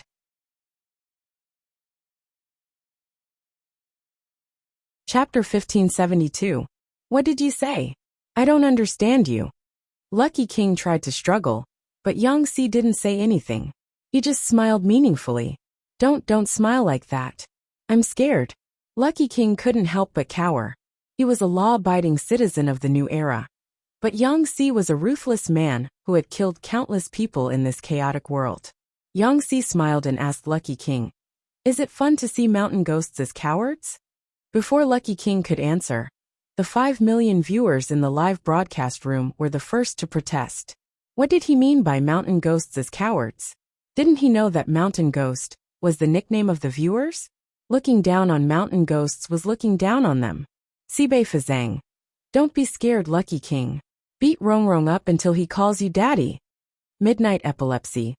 We can lose our heads and bleed, but we can't lose our reputation as mountain ghosts.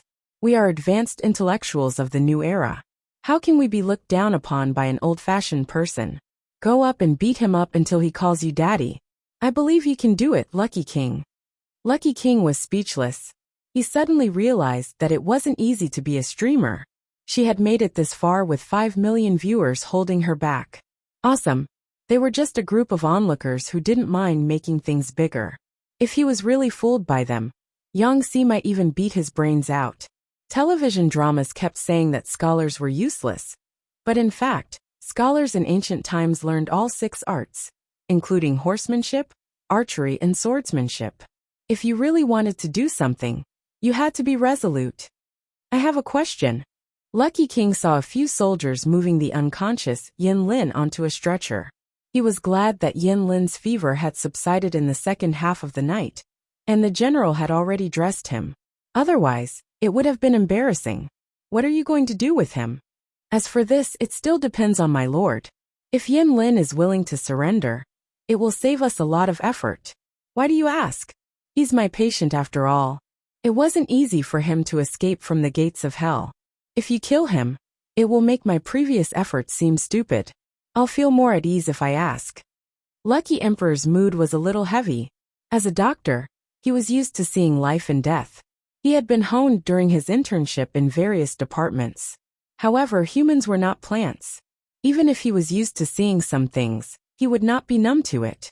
The battles between the feudal lords and the internal strife of the chaotic world resulted in countless deaths and injuries. The lives of those who were sacrificed were as worthless as grass. He understood this logically, but he still felt pity and sympathy for them. If these people lived in peaceful times, they would probably have a happier life. There are nobles and lowly people. Yin Xiaoyang's head is worth countless people's heads. Valuable people would not easily lose their lives, and Yin Xiaoyang was clearly such a person. He was far more valuable alive than dead, unless he no longer has any value, or his death is more valuable. Then, Yang Si deliberated and said, according to the master's temperament, as long as Yin Lin is willing to surrender, he will not die. Lucky King could not help but roll his eyes in his heart. Who didn't know that? He also knew that the host was narrow-minded and could not tolerate the slightest bit of betrayal. As long as he was in her camp, the word betrayal was a taboo. If that's the case, I know what to do. Seeing that the soldiers had taken Yin Lin away, Lucky King made up an excuse and said, someone disturbed my sleep last night, and I couldn't sleep at all. If you don't have any other instructions, I'll go back to my room to rest. Forgive me for not seeing you out. Yang Si did not stop him. He secretly sent someone to keep an eye on Lucky King and report to him if there was anything unusual. According to the previous experience, the so-called mountain ghosts could not stay in the world for too long. After they left, the possessed people would not remember what they had done. Yang Si only needed to observe if there was any change in the person's temperament before and after being possessed by the mountain ghost. so he could tell if the person had left or not.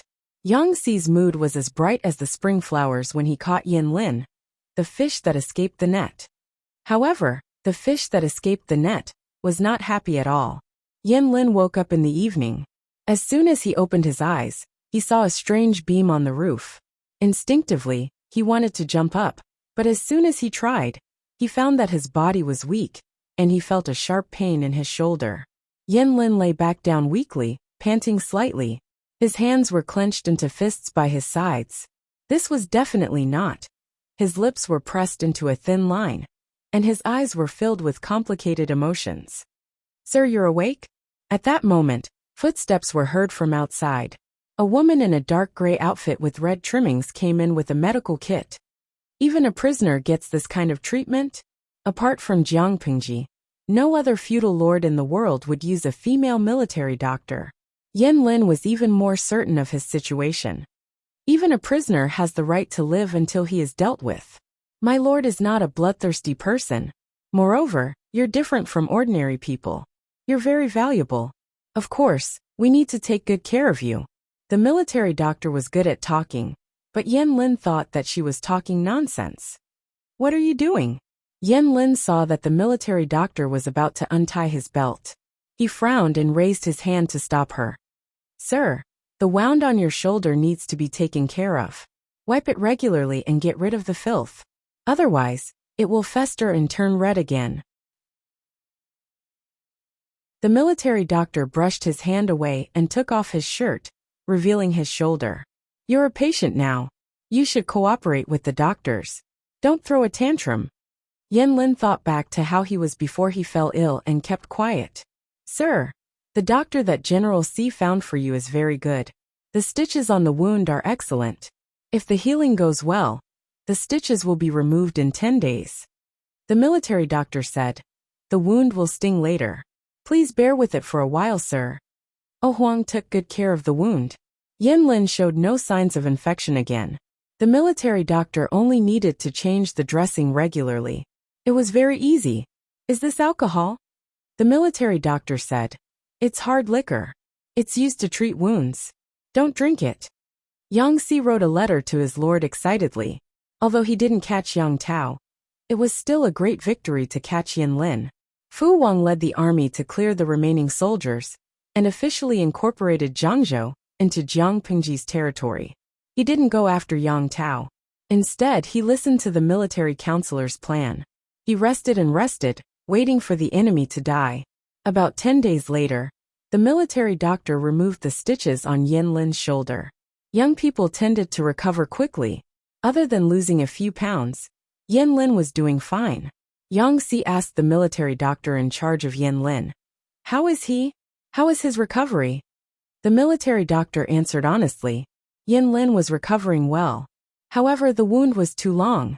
If he moved too much or was too emotional, it might rupture. Yang Xi said with regret, is that so? What a pity. The military doctor asked curiously, what a pity? Yang Xi said, I have a piece of bad news that will make him fly into a rage after hearing it. One Buddha is born, 2 Buddhas will ascend to heaven. But you said that he hasn't fully recovered yet. If I tell him, the wound will rupture again. Won't that cause more trouble for you? The military doctor was speechless. He had heard that scholars were evil, but he didn't expect them to be this evil.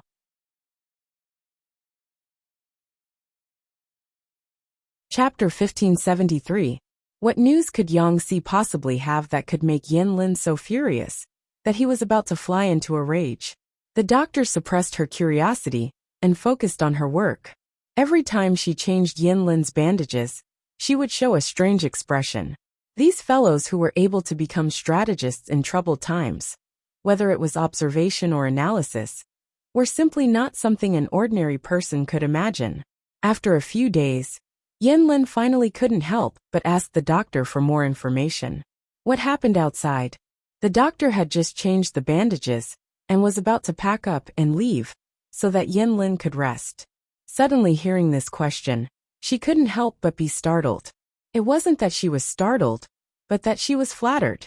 She had been taking care of Yin Lin for a long time.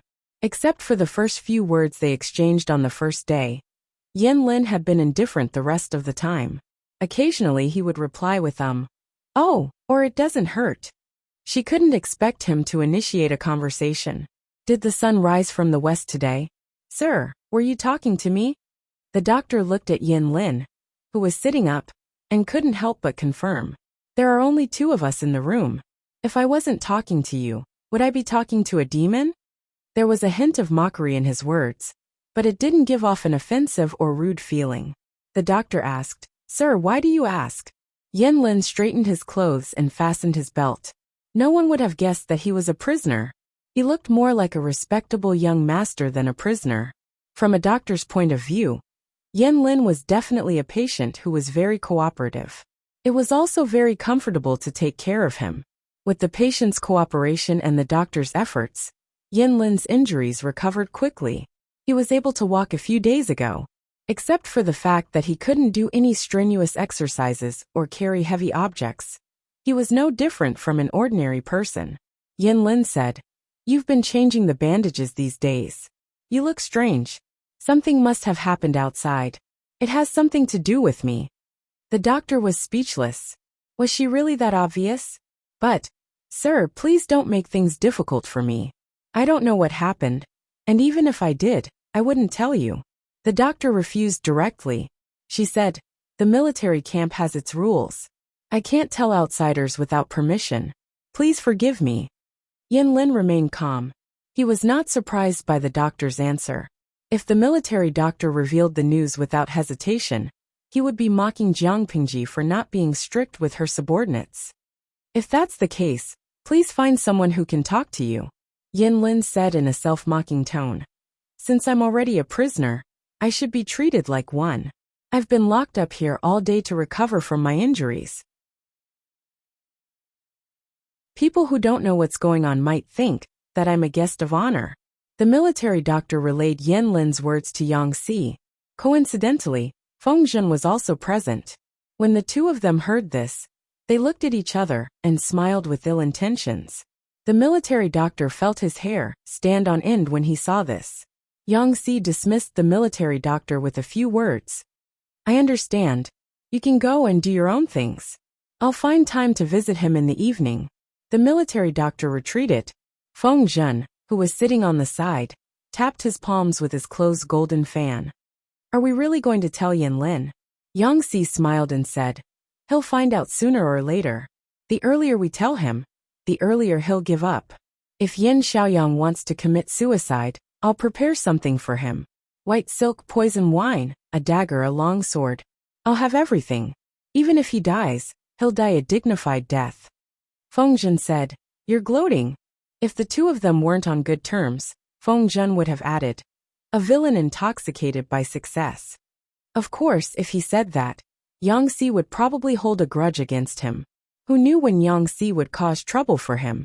Yang Si straightened his chest and said confidently, "I'm gloating." Therefore, Yang Si went to see Yin Lin in a gloating mood. It was obvious that Yin Lin wanted to see him, but when Yang Si came, he didn't say a word. Seeing this, Yang Si decided that silence was golden. He wanted to see how long Yin Lin could hold it in. Neither of them spoke first. They just drank their tea in silence. Finally, Yang Si couldn't hold it in anymore. More than half of the tea on the table had gone into his stomach. If the stalemate continued, he wouldn't be able to hold it in anymore. "I heard that you wanted to see me. What's the matter?" Yang Si spoke first. His tone was very unfriendly. "I want to ask about two things, of course." Yin Lin was very straightforward. "What do you plan to do with me? How is my lord?" These two questions are not difficult to answer. Yang Si didn't deliberately keep Yin Lin in suspense. He said straightforwardly, "As for how to deal with you, it's up to my lord to decide. I'm just a small military advisor. I don't have the right to overstep my lord's authority, let alone make decisions for my lord. As for your lord Yang Tao, he's not in a very good situation. A few days ago, I received a piece of news. It has something to do with you and your lord Yang Tao. However, the military doctor said that your injury hasn't healed yet. I was afraid that your injury would worsen if you heard about it, so I kept it a secret for you." Yang Si looked like he was doing this for his own good. But Yin Lin didn't buy it. He said indifferently, "It doesn't matter. I've recovered from my injury. Tell me what you want." Yang Si suddenly revealed an unfathomable smile, all the malice written on his face. "I wonder if you've heard of this saying, 'Those who are not of our race will always have a different heart.'" Yin Lin said, "Of course I've heard of it. What do you mean by that?" The foreign tribes near Dongqing and Nanxing were the 4 tribes of Nanman, and the 3 tribes of the northern borderline. Both of them had been wiped out. How could they still cause trouble? This saying comes from Zhuozhuan. It says, "Those who are not of our race will always have a different heart. Although Chu is big, those who are not of our race will never be willing to be with us." This tribe is not a tribe of ethnic groups but a clan. This saying can not only be used for clans and ethnic groups, but it can also be used for countries. Yang Si said with a smile. Yin Lin clenched his fists on his knees. He had a vague guess in his mind. And then, Yang Si said, "Yang Tao was born in Dongqing. He treated the old officials of Dongqing very leniently. This has already made the gentry from Nanxing extremely dissatisfied. Now that the battle in Zhangzhou has failed, Yang Tao has lost more than 100,000 soldiers. Most of these soldiers, except for a few who were recruited from Zhangzhou, were brought from Nanxing. What will the gentry from Nanxing, who sided with Yang Tao, think after losing so many soldiers? The conflict between the two has become even more intense. If there is an external force at this time, Yang Tao will be in a very dangerous situation." Yin Lin's eyes turned cold. "External force?" Yang Si waved his hand and said, "Don't look at me like that. My lord is an upright person. He would never do such despicable things." Yin Lin snorted. Even a ghost wouldn't believe Yang Si's words. However, Yin Lin also knew that Jiang Pingji couldn't have done this. "And Shui." Yin Lin's heart skipped a beat. He spat out 2 cold words.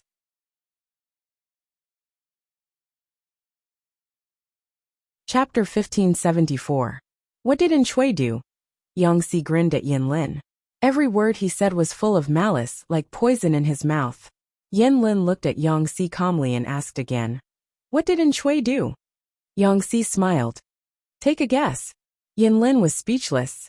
If it weren't for the fact that he had yet to recover from his injuries, and that he was a prisoner, and that there were more than 10 guards standing outside the door, he really wanted to cross the short table between the two of them and beat Yang Si up. But he didn't know that this was Yang Si's evil side. He knew that the others were as anxious as ants on a hot pan. The more he kept his cool, the more he had to keep them in suspense. Only when they ran out of patience would he give in. Except for the Lord Jiang Pingji, all of Yang Si's colleagues had tried this trick. In Jiang Pingji's words, Yang Si was asking for trouble.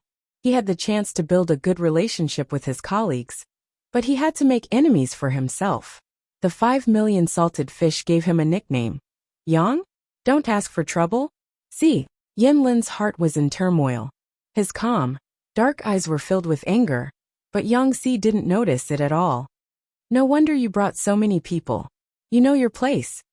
Yin Lin mocked him. "I heard that Yin Lin of Zhangzhou is a man of both pen and sword.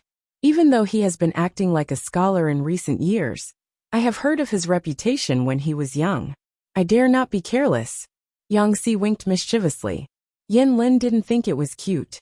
He only thought it was disgusting. When Yin Lin was young, the situation in Dongqing deteriorated rapidly. Chaos broke out everywhere. Zhangzhou, which was controlled by the aristocrats, was no exception. Even though Yang Jian and his men had beaten the water bandits to the point that they didn't dare to show their faces, it didn't mean that the water bandits had completely disappeared. There were still many water bandits who raided homes and bullied the villagers. Yang Tao was young and envied the carefree life of the rangers. So he decided to take Yin Lin with him and explore the world. He was a righteous man who liked to stick his nose into things that weren't fair. Every time he did, he would be hunted down. At this point, most people would have thought that the two of them were just Yang Tao killing monsters to attract aggro, and Yin Lin killing them to gain experience. That wasn't true. In the years that they were rangers, most of the pirates were killed by Yin Lin. Yang Tao thought that the water bandits could turn over a new leaf by surrendering, But Yin Lin did not give them a chance to speak. In a group fight, Yin Lin could also fight well. His weapons were a pair of swords. It was said that the master blacksmiths of the present age had spent a great deal of effort to forge them. The sword in the left hand weighed 9 caddies, while the right one weighed 10 caddies. The two swords added together were much heavier than the weapons of ordinary warriors. It was very strenuous to carry them, not to mention using them to kill enemies. When Yang Si heard Feng Zhen talk about this gossip, he couldn't believe it at all. Feng Zhen said, "Believe it or not, it's up to you. Remember to bring more people with you when you provoke Yin Lin. Otherwise, I'll have to collect your corpse." Therefore, when Yang Si saw Yin Lin, his first reaction was to look at his face. His eyes moved from his shoulders to his arms to his hands to his chest. He was dressed in a scholarly robe, and his long hair was neatly combed and secured with a crown. His facial features were elegant, and his potential was outstanding. From head to toe, there was not a trace of a warrior's aura. Yin Lin sneered. "If you don't want to say it, then don't say it. You can't change anything." Yang Si was speechless. This wasn't going according to the script. Yang Si was a man with a thick skin. If his face was in a story, he would definitely be the villain. He wouldn't survive more than 3 chapters. "Oh, why don't you tell us what happened so that we can compare? I want to see if the person Feng Zisher admires is worthy of his reputation or not." Yang Si tried to save face for himself and tried to provoke Yin Lin to continue the conversation. Yin Lin said, "Enchanting is ambitious. His strategist, Hua Yuan, is also a cunning man with ulterior motives. The epidemic that broke out during the conquest of the 4 tribes of Nanman was most likely part of their plan. They plotted against my lord, Yang Tao, and Lu Shi, trying to profit from the conflict. According to Enchanting's plan, Lu Shi would have lost many of his elite forces under the joint attack of my lord and the Nie family of Zhongzhou. That way, he could hide in the back and take advantage of the situation to devour the 3 families. Who would have thought that Lu Shi would win in the end? How could Enchanting sit still? He must have made a move. How many people in the world were watching the 2 battlefields? No one could have imagined that the ending would be like this. Jiang Pingji's family defeated the Yang and Nie families. She still had some troops left. The Yang and Nie families were greatly weakened. Nie Liang died of illness at the front line. More than 200,000 elite troops died at Zhangjiang Pass. Yang Tao lost Zhangzhou because of a mistake and lost more than 100,000 troops. How could Enchanting sit still in the face of such a situation? If he allowed Jiang Pingji to devour Yang Tao, he would be the next one to die. To save himself, Enchanting could only change his original plan. He went from behind the scenes to the front and joined the battle. He could either join forces with Yang Tao or take over Yang Tao's territory and troops. If he joined forces with Yang Tao, Enchanting still needed to support Yang Tao's troops and supplies. Even if he won against Jiang Pingji, he would still have to fight with Yang Tao, who had recovered his strength. If he chose to devour Yang Tao, it was equivalent to nipping his future enemy in the bud. Both options had their pros and cons. On the whole, the benefits of the latter were greater than the former. Yang Tao was half dead now. He did not have many troops left. He was in dire need of supplies and supplies. The Nanxing aristocrats who had supported him had many complaints about him. What about Enchanting? After the crusade against the 4 factions of Nanman, Enchanting's power in Nanxing had multiplied. His reputation had also reached its peak. He was born into the aristocrats of Nanxing. His interests were closer to the local aristocrats. In terms of status, he had more political advantages than Yang Tao. According to Yin Lin's speculation, Enchanting had most likely sent people to persuade the aristocrats who disliked Yang Tao. He would promise them benefits to win them over to his side. The aristocrats also cared about benefits. Yang Tao could not bring them any benefits. It was natural for them to abandon Yang Tao. Yin Lin could totally imagine what would happen to Yang Tao when he returned to the city under Enchanting's plan. Enchanting took advantage of the moment when my army was defeated, and the people's hearts were wavering. I'm not surprised at all. Yin Lin calmly analyzed the situation Yang Tao was facing. He did not expect Yang Si to still look at him, as if he had guessed wrong. Not only that, they're making false accusations. Yin Lin's eyes widened in shock. He stared at Yang Si. What? Yang Si said. How many aristocrats do you think Enchanting has instigated? A small number? The news of Yang Tao's defeat had just spread. More than half of them had already switched sides. The remaining few were just watching silently. Yang Tao is not leading his army back to the Nanxing army. He's courting death. Crack. Yang Si's sharp ears heard something. He looked down and was shocked to see that Yin Lin had crushed a teacup with his bare hands.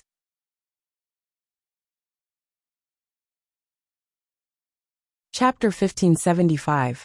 Yin Lin didn't take Yang Si's provocation seriously at first, but now he wanted to kill him. Just as he said, if Yang Si had not placed more than a dozen guards outside the door, he would have pressed Yang Si down and beaten him up. Is there worse news? Yin Lin was a calm and collected person. He rarely lost his composure, even if Yang Si's news couldn't be any worse. Yang Si smiled. Of course there is. I'll tell you. You have to stay calm. Yin Lin was silent for a while. He had asked around about Jiang Pingji's subordinates. Yang Si was one of Jiang Pingji's most important officials, so he naturally paid attention to him. He just wanted to catch the person who collected the information and give him a good scolding. The information was so inaccurate. In the information, Yang Si was described as cunning and unruly. He didn't care about trifles. Except for his poor family background, there was nothing wrong with him. Unfortunately, Yang Si's reputation didn't live up to his reputation. It was hard to explain. Go ahead. I'm listening. Yin Lin was a man of few words. Yang Si said. When the two armies fought, Yang Tao sent his wife and son away in advance. As soon as he started, Yin Lin almost lost his composure again. Hidden in his eyes, there seemed to be a storm brewing.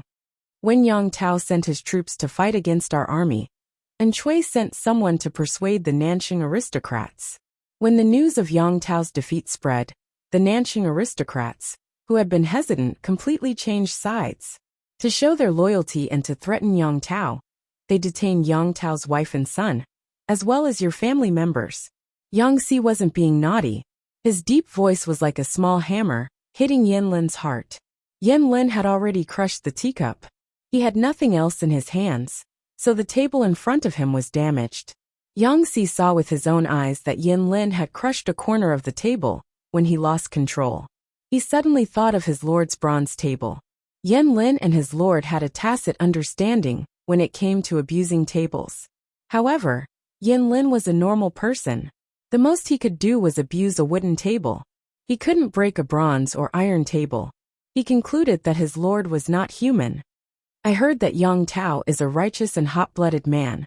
His wife and children are in the enemy's hands, and he is in a dilemma. What will he do?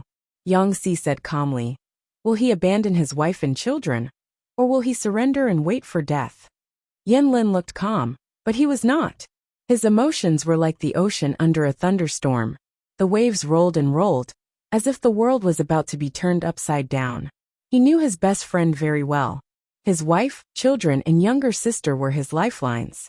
And Shui had really played a good hand. Yin Lin's chest heaved violently. He was so angry that his eyes were bloodshot. Shui. How?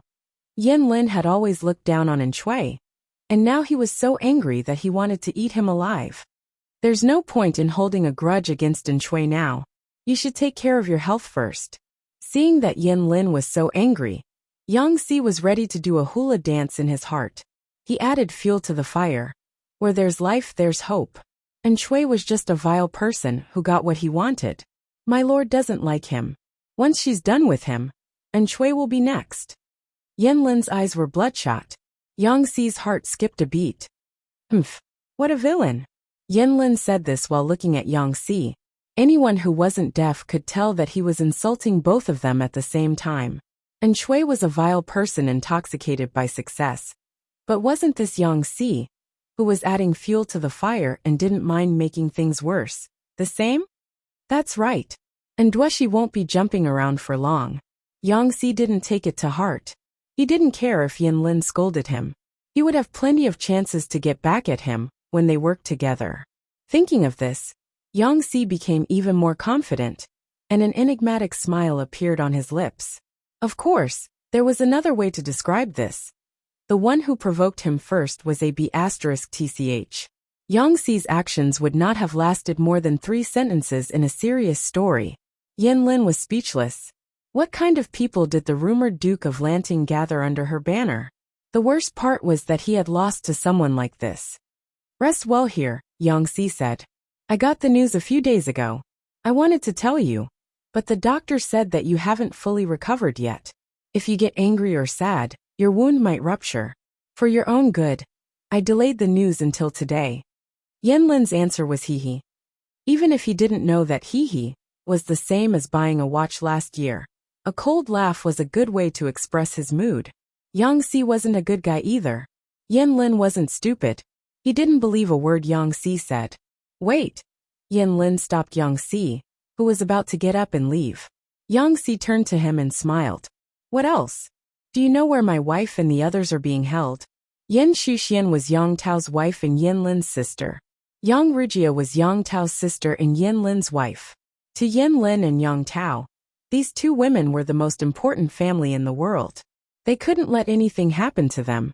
Perhaps, the heroes of this chaotic world did not care about 1 or 2 women. Or perhaps, in their eyes, women were just accessories. Regardless of whether they were mothers, wives, or daughters, for the sake of the great cause, they were all sacrificial victims. Some people would kick their own children out of the carriage at a critical moment.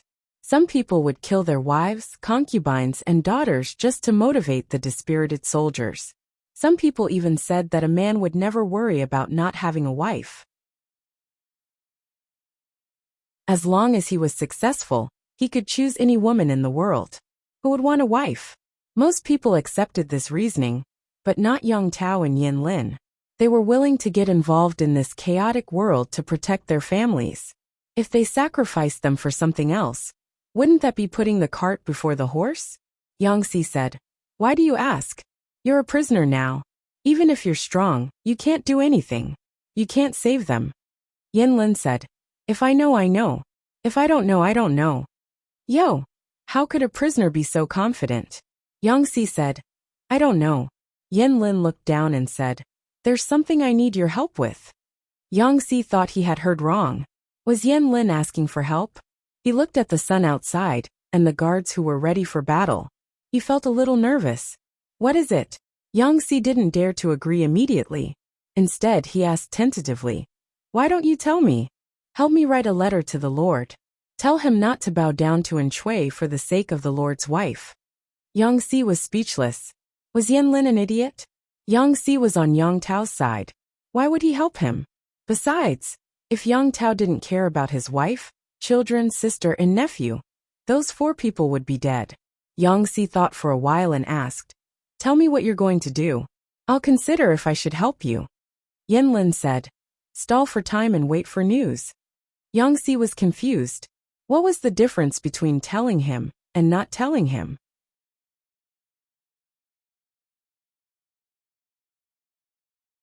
Chapter 1576. I can't make the decision on my own. I'll have to discuss it with someone else before I give you an answer. Yang Si didn't agree right away, but he didn't reject it either, which meant there was still room for negotiation. After he left, Yen Lin covered the wound on his shoulder. He frowned as if he was enduring something. He unbuttoned his shirt and found that the wound hadn't split open. He couldn't help but sigh. He knew his own body well. When he was a ranger with Yang Tao, he had been injured due to carelessness. It wasn't as serious as this time, and it took him more than 2 months to recover. This time his injury was serious. He had almost died, but he was still able to come back. In less than 20 days, his wound was almost healed. During this time, his wound didn't fester, and he didn't fall into a coma due to high fever. His medical skills played an important role. When he heard that Jiang Pingji's female doctor sewed people up like clothes, he thought it was scary. But after experiencing it for himself, he felt that the rumors weren't entirely true. This method of treating hand injuries was indeed unique. Not to mention other things, it was much more effective in stopping the bleeding than normal methods. Looking at the wound on his shoulder, Yanlin thought that when it healed, there would only be a thin scar left. Unlike Zheng Zai's scar, it was long and thick, as if a centipede was crawling on it.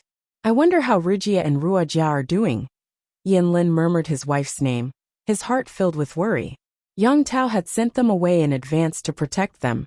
Who would have thought that Enchanting would be so ruthless? The landowning households of Nanxing were also so supercilious and snobbish, betraying them and changing sides just like that. Not only was Yang Tao in danger, but the women and children in the backyard were also involved. Even though Yanlin was wearing a meter-thick filter, he wasn't blindly cheering for Yang Tao. According to the current situation, Yang Tao had almost no chance of turning the tables. If he wasn't careful, he could die without a grave. Enchanting was a despicable person, and Hua Yuan was a lunatic. Even if Yang Tao was willing to surrender for his wife and family, they wouldn't let him go. If Yang Tao gave up his military power, he might still have a chance. If he gave up his military power and submitted to Enchanting, there would be no turning back. In comparison, Jiang Pingji was much more reliable than Enchanting. She had never mistreated the widows and orphans of Su Pei and Su Fei, much less tormented them. Even Huang Song, who was at loggerheads with her, was still alive and kicking even though Huang Song didn't have much of a presence now. According to the information sent back by the previous spies, it seemed that someone had seen Huang Song, who was gradually growing horizontally, walking his bird and listening to music. Yanlin didn't want Yang Tao to end up like Huang Song, but the most important thing right now was to keep Yang Tao and his family alive. Yanlin would be able to answer to his late lord, Yang Jian, when he arrived at the Yellow Springs in the future. He would be able to live up to Yang Jian's expectations. Of course, Yanlin didn't completely trust Yang Xi's information. He was only planning for the worst. Yanlin would not have given up so easily if Yang Tao could have saved the game. On the other side, Yang Xi relayed Yanlin's words to Fu Wang and the others. Since the Lord was not here, this kind of thing had to be voted by everyone, and then let Fu Wang make the decision. If something really happened, and the Lord wanted to hold them accountable in the future, none of them would be able to escape. Are you saying that we should help him? Fu Wang was a little uncertain. After all, the two families were at loggerheads more than half a month ago. Now they were helping Yanlin to deliver information to Yang Tao. It was strange no matter how he looked at it. Aren't you afraid of Yanlin's scheme? Fengjin wasn't sure what Yanlin's plan was, but he was sure that Yanlin was trying to save himself and not get himself killed. So what if it's a scheme? Yanlin is already a prisoner, Yang Tao only has a few remaining soldiers, and the aristocratic families of Nanxing have all defected to the Enchanting. How can Yang Tao make a comeback? That's true, but, Fu Wang said sadly, I'm afraid of people like you who plot against each other and beat around the bush. Who knows what Yanlin is thinking? Maybe he's trying to get Yang Tao out of trouble by taking a roundabout way? Feng Zhen and Yang Xi were speechless. They didn't remember Fu Wang being tricked. What did he mean by that "I'm an experienced man, you can't fool me" expression? Strategists are human beings too. Don't demonize them, okay? Li Yun, who had been silent for a long time, said, no matter how smart Yanlin is, he's still a human being. There's a limit to what he can do. How can he help Yang Tao survive while he's in prison? If he had the ability, he wouldn't be our prisoner in the first place. So what if he's delivering a letter for him? What can Yang Tao do now? If Yanlin is up to no good, we'll kill him. Fu Wang was a little hesitant, probably because he was traumatized by being tricked, but he couldn't resist the opinions of the crowd. Everyone could imagine how Yang Tao felt when he received this letter personally written by his best friend. Yang Tao had been very frustrated for the past 20 days. First, he suffered a great loss at the hands of Fu Wang and the others. With great difficulty, he boarded a ship and returned to his own territory under the cover of his best friend. That very night, he received news that his troops had rebelled. He led the rest of the troops who hadn't rebelled and fought their way out. After a short rest, he received news that his wife, children, sister, and nephew had been seized by the Nanxing aristocrats. The series of blows exhausted Yang Tao. In just a few days he had lost a lot of weight. His cheeks were thin and his eyes were sunken. He didn't look as energetic as before. On one hand, he was worried about his best friend, who was left behind in Zhangzhou. On the other hand, he was worried about his wife, children, and relatives who had fallen into the hands of the Nanxing rebels. Perhaps it was because he thought about them during the day and dreamed about them at night.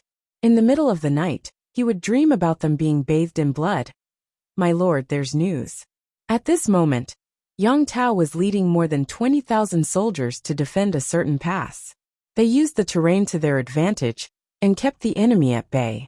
The rebels were aware of Yang Tao and the others' predicament. They knew that they lacked food and could not hold out for too long, so they decided to surround them without attacking to buy time. Yang Tao had just woken up from his nightmare when he heard Qian Su's voice. "What news?" Yang Tao was leaning against a big tree with both hands holding his weapon. He looked very alert and relaxed a little when he heard Qian Su's voice. Qian Su sounded a little hesitant. "Look at this handwriting. It's from Xiaoyang." Yang Tao understood why Qian Su was hesitating. According to Yin Lin's situation, he was either dead, captured, or in hiding. If he had the ability to send a letter in such a short time, the only explanation was that Yin Lin had been captured or had surrendered to the enemy. What kind of lord would want their important minister to surrender to the enemy while they were still alive? However, Qian Su had underestimated the relationship between the two. When he heard about Yin Lin, Yang Tao's first reaction was to be happy that his best friend was still alive. It was good that he was alive.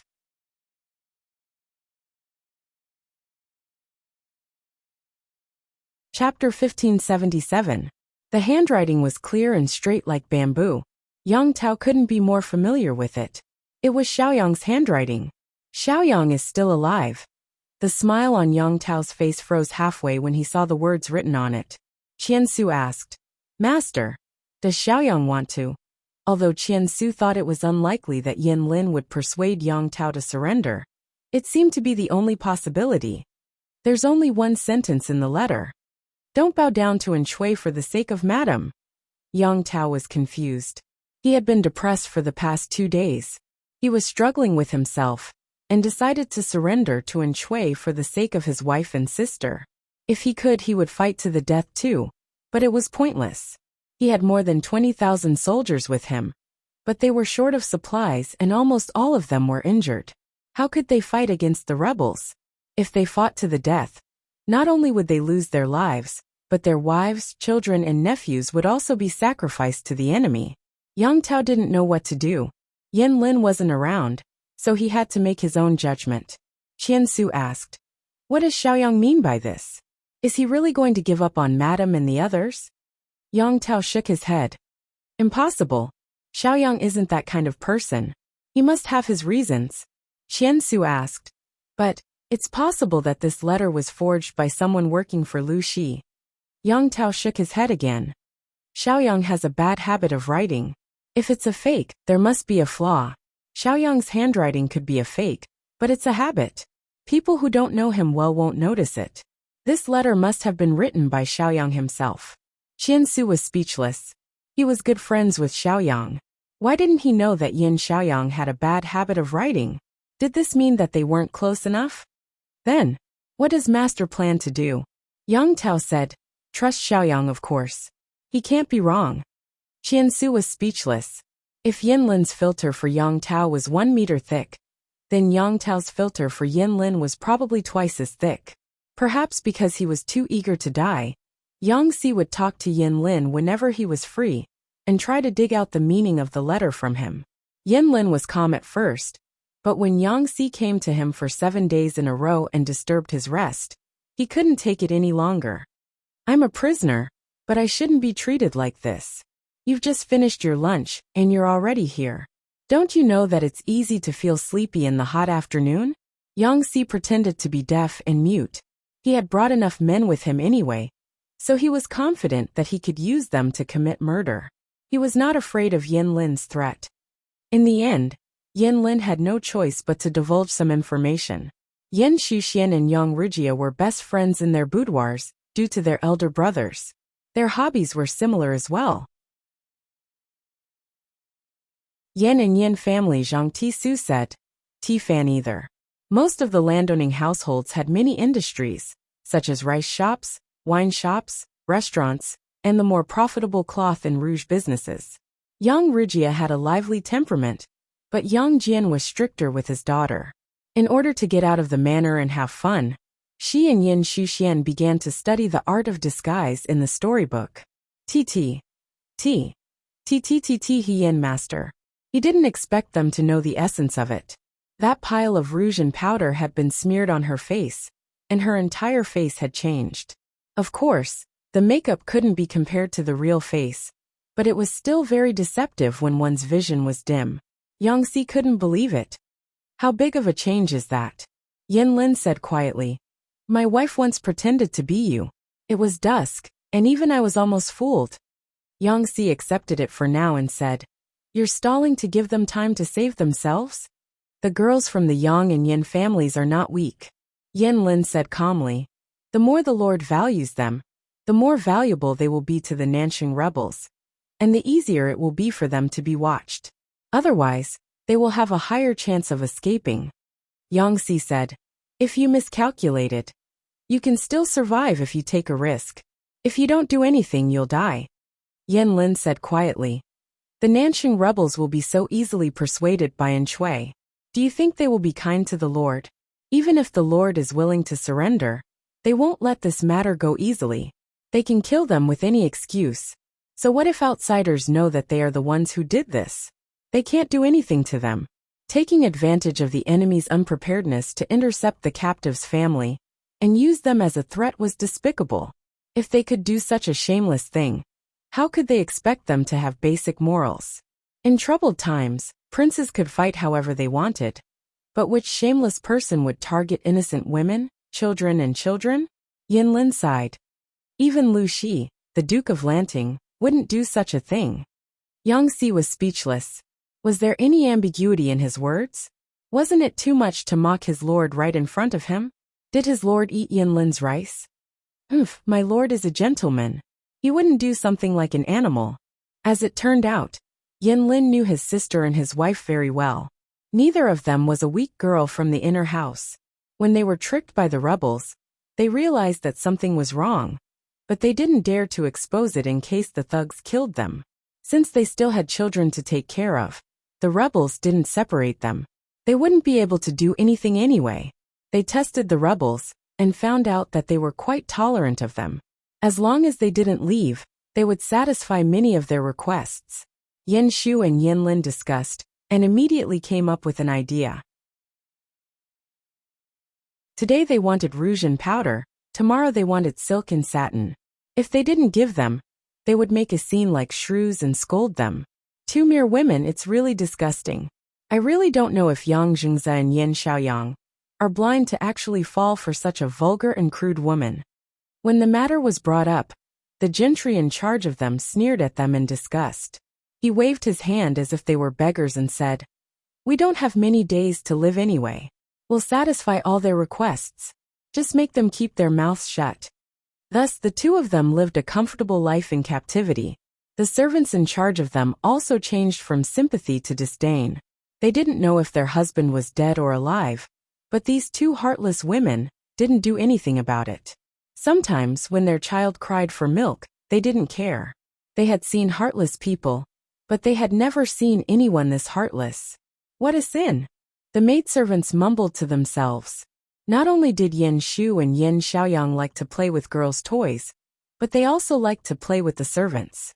They often called them over.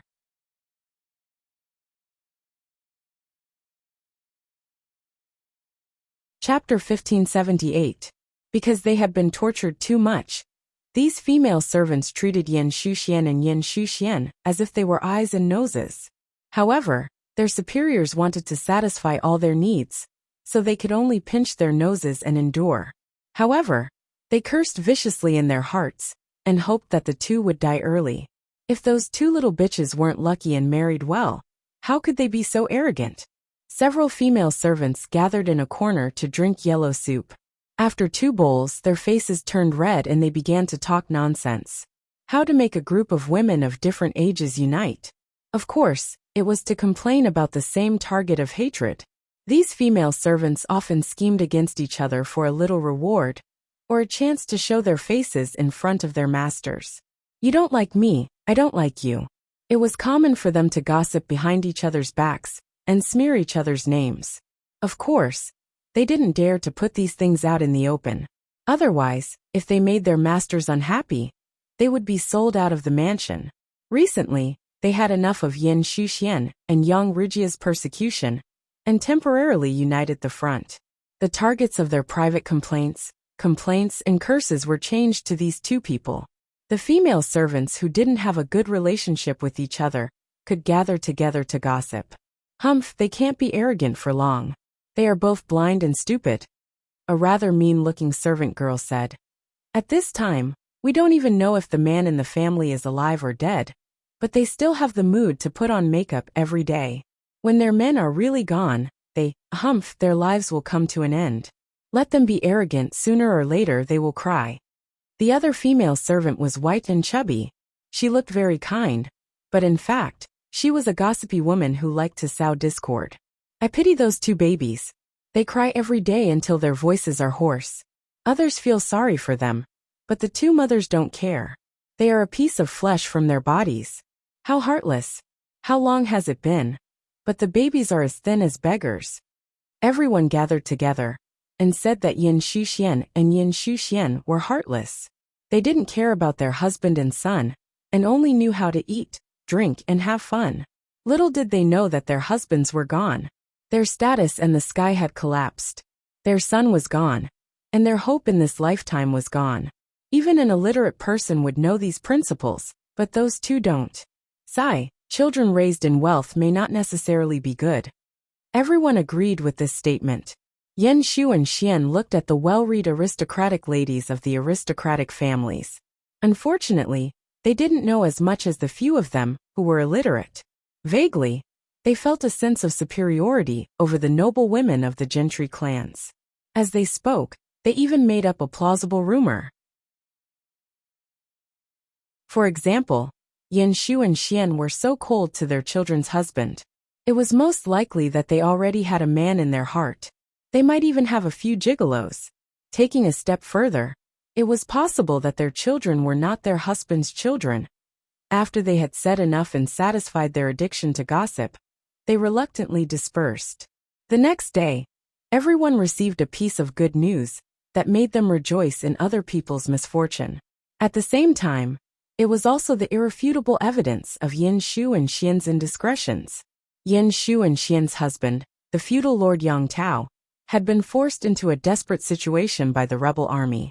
He would rather his wife and children die than surrender. When these maidservants heard this news, they were overjoyed. However, they showed some sympathy on their faces. They also treated Yin Shu and Xian with much neglect. The situation was already over. How long could these two abandoned women jump around? In any case, they didn't have long to live. Yin Shu and Xian discovered that the maidservants, who used to keep an eye on them, were slacking off more and more. With such a drastic change in attitude, they guessed that something had happened on Yang Tao's side. In order to get back at them, the maidservants deliberately revealed the news that Yang Tao had abandoned them. They were gloating and prepared to watch a good show. Just as they expected, these two short-sighted crazy women made a scene and even hit them. Crazy woman. These maidservants had always been proud of serving the aristocratic families. When had they ever seen such wild women? Shu Rua, it's about time, right? Yang Rigia put away her expression and looked at her son, who had lost a lot of weight. The originally fair and chubby boy now looked very pitiful. However, there was nothing they could do about it. After the two children were born, they had been pampered and often cried willfully. She and Yin Shu's plan couldn't go wrong, so they could only harden their hearts and let the two children starve to change their habit of crying. At the same time, it was also to make the maidservants who monitored them relax their vigilance. So far, it seemed that this plan was very effective. The maidservants hated them, and also degraded them to dust. They didn't think of their escape plan at all. Why did Yin Shu and Xian torture the maidservants so much? Wasn't it because they wanted to remember their appearance, figure, words and deeds, as well as the scope of their activities and work? so that they could borrow a suitable identity to escape with their children? To ensure that the plan went smoothly, they had considered all the details and were only waiting for the right time to take action. It's about time. We'll find a chance to leave tomorrow and the day after. If we continue to delay, it will be disadvantageous for us. The worse the maidservants treated them, the more they courted death, and their tempers became worse and worse. On the third day, the two officially took action. In order not to arouse suspicion, as soon as Yin Shu and Xian made the plan, they appointed several maidservants to deliver food, and the two targets they had set their eyes on were mixed in. On the day of the action, the two asked their targets to deliver food, and they took the opportunity to knock them unconscious, tie them up, and suffocate them. In order to be in a hurry, young Rygia had already put on makeup and disguised clothes. She tried her best to approach the target in terms of figure and height. Because the target maidservant was very fat, she tied her son to her belly. It didn't take long for them to be almost done. Yin Shu disguised herself as a somewhat thin but broad-boned woman, which was more convenient for her to disguise. Her son was hidden in the open food box. Fortunately, the two boys were tired. According to their previous experience, they wouldn't wake up for at least 2 to 4 hours, so they didn't worry. They both knew some vocal skills and could imitate people's voices 90% similar. The two imitated their usual unreasonable behavior in the room.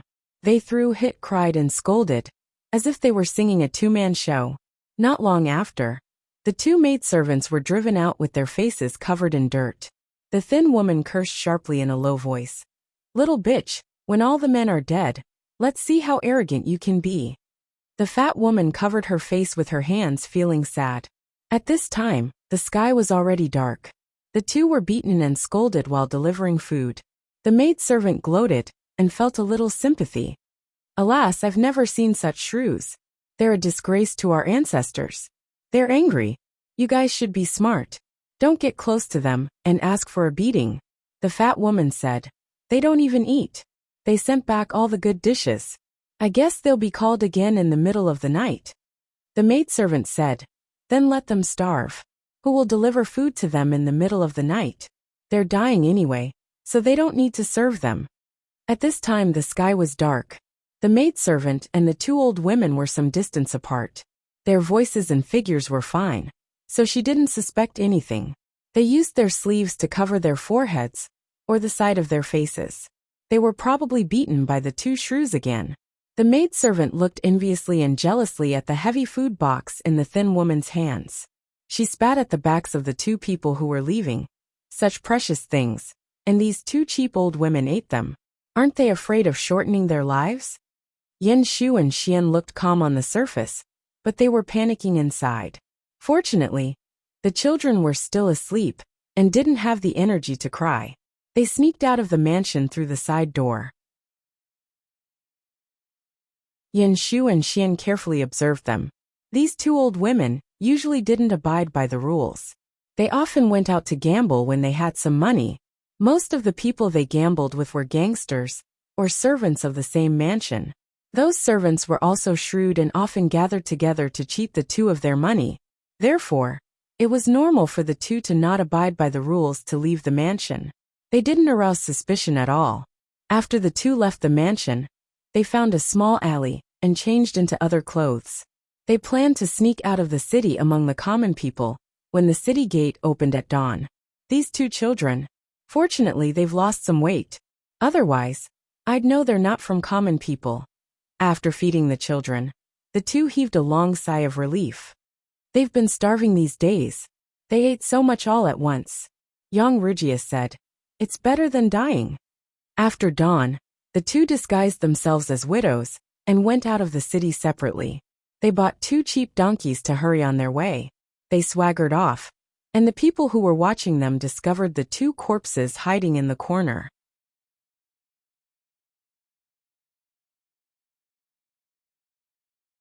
Chapter 1579. Hey, you look good today. Did you sleep well last night? Early in the morning, the maid who got up early was about to come over to take over. Seeing that her companion looked good, she couldn't help but ask, "I was free last night, so I secretly slept in. The maid who was on duty last night yawned. She still looked tired, but she looked good. It was obvious that she had slept well last night. Hey, that's strange. Those two crazy women didn't make trouble in the middle of the night? Why didn't I come at such a good time? The maid who was on duty was very surprised. She was on duty last night, but the crazy woman wanted to eat and drink every now and then. She even wanted them to empty the night buckets, so she couldn't sleep all night. The maid's yawn froze and she said suspiciously, "Yes, why didn't the crazy woman make trouble? Did something happen?" Another maid said harshly, "In my opinion, it would be better if these two scourges were dead." Although they said so, they still went into the room and took a look. They didn't even bother to inform the others, which showed how disdainful they were. They walked around and found no one in the room. They didn't even hear the crying of a baby. They searched the room inside and outside, and the more they looked, the more anxious they became. Ah! Suddenly, a hurried and frightened voice came into their ears. They followed the voice and saw a maid falling to the ground in panic. What happened? The maid pointed at the box in the corner with trembling fingers and stammered. Dead people. Two bodies, one fat and one thin, were broken, tied and stuffed into a narrow box. Their hands and feet were twisted at a strange angle, and their twisted cheeks were facing the crowd. Although the two corpses were bruised, bleeding from their 7 orifices, and their eyeballs were almost popping out of their eye frames, everyone could still recognize them. Were they not the 2 old maids who had delivered food to the crazy woman last night, and then sneaked out to fool around? No, it's impossible. The maid who was on duty last night said in panic. Impossible. I saw them go out with the food box with my own eyes yesterday. The 2 cleaning maids said a lot to her. Their voices were normal, their figures were normal, and their appearances were normal. They couldn't be dead. Besides, they hadn't come back after they went out. How could they have died in the house? This news quickly reached the ears of the people in charge. However, they didn't say that Yin Shuxian and Xiao Luo had escaped. Instead, they made up a terrifying story about a malicious ghost killing and eating people. With the maidservants on night duty as witnesses, Yin Shu and Xian did not leave the room at all. Instead, it was the old woman who delivered the meal, who was beaten to the point of cleaning the room that left, and did not return for the whole night. The next day, their corpses were found stuffed into a small box. Nonsense. How could there be spirits and ghosts in this world? Not to mention that it's a ghost that kills people. With Yin Shuxian and the others missing, the person in charge was anxious and angry. Even if Yang Tao did not care about the lives of his wife, children and sisters, and they were not as important as before, they could still be used as sacrifices for the war. If they killed Yang Tao and Yin Lin's wife and children as a sacrifice to the flag, it would definitely boost the morale of the army and dampen the morale of the enemy. These fools had so many eyes and so many checkpoints. Yet they couldn't even keep an eye on the old, weak women and children. All of you are trash. Why can't you even look after 2 women and 2 children? The person in charge called the servants and maidservants who were on night duty last night to interrogate them. But the result was unexpected. They all said in unison that they did not see Yin Shuxian and the others, but they saw 2 old women who were cleaning the room go out with their own eyes. The person in charge also hesitated and asked, "Are you sure that the 2 old women went out?" "Yes, it's them. Their voices and appearances are all right." The servant who guarded the door nodded vigorously. It must be them. Seeing that the servants were so sure, the person in charge was not so sure anymore. Instead, he felt creeped out. It was not that he did not suspect that the 2 old women who were cleaning the room were Yin Shuxian and the little girl, but they were all noble ladies of aristocratic families. Their height, weight, voice, and appearance were very different from the old women. Even if it was dark at that time, the servants should not be so blind and deaf that they could not tell them apart. Unless they knew the art of disguise? After so many twists and turns, it finally came to the level of ghosts and gods. Whether or not it was a ghost that killed people, it could not hide the fact that Yin Shuxian and the others were taken away. The person in charge could only report to the higher authorities. At the same time, the person in charge also took remedial measures. He ordered the city guards to pay attention to the two suspicious women who were carrying babies. In this era, there were many widows with babies. It could not be that every one of them was a suspect, right? The person in charge circled a few conditions. For example, the babies were less than 1 year old. The women were very good-looking, had good temperament, and had never done farm work. After a series of conditions, a few suspicious people were detained, but they were not the people they were looking for. Could it be that ghosts and gods are playing tricks? The person in charge tried hard to suppress the fear in his heart. At this time, Yin Xuxian and Yang Ruijia had already ridden the donkey for more than 10 miles with their children. In order to go out and protect themselves, Yang Ruijia disguised herself as a male ranger, and Yin Xuxian disguised herself as an ordinary peasant woman. The two of them were like a family of 4 carrying 2 children on their way. This identity allowed them to avoid many dangers. They crossed mountains and ridges all the way to the place where Yang Tao was trapped. Yang Ruijia stepped forward and scolded the soldiers who stopped them. "Get out of the way. The mistress and young master are both here. Who allowed you to be so presumptuous?" The soldiers were stunned. They had shown their identities. Whether they were real or fake, they could not offend them casually. One of them hurriedly reported this to Qiansu. Qiansu was shocked. She grabbed the soldier and asked, "Did they really say that?" The soldier nodded. Qiansu hurried over. "You." Qiansu looked at the strange man and woman. She felt angry that she had been fooled. At this time, Yin Xuxuan's voice returned to normal. "Where is Langjun?" Qiansu stared at Yin Xuxian in a daze. This voice was clearly the mistress's, but this appearance was not. Qiansu took a closer look and found that the skin on their cheeks was very unnatural. If she looked at them for too long, she would think that they were wearing a layer of fake skin. When the two of them took off their disguises, Qiansu's expression completely froze. Yin Xuxian said apologetically, "I had to disguise myself like this for the safety of the mother and child." They briefly told Qiansu how they escaped. Qiansu was impressed. At the same time, he was also shocked by Yin Lin's accurate calculation. Yin Lin dared to plot anything, Yang Tao dared to believe anything, and their wives dared to do anything. He couldn't understand the operation of these two families. After almost a month, Yang Tao almost cried when he saw his wife and sister again. Even though he didn't see it with his own eyes, he could imagine how dangerous it was for them to escape. If they were not careful, they would have been smashed to pieces. Now that his family was safe, Yang Tao had no more worries. It was time to think about what to do next. If they fought, it would be like throwing eggs at a rock. They would lose the remaining 20,000 soldiers for nothing. If they surrendered, that was impossible. Otherwise, Yang Tao wouldn't have chosen Yin Lin's suggestion to let his wife take the risk to escape. Who to surrender was a difficult thing to learn. Not only could they save their lives, but they also had to protect Xiaoyang. They couldn't let their soldiers die in vain, and they couldn't let the rebels of Nanxing benefit.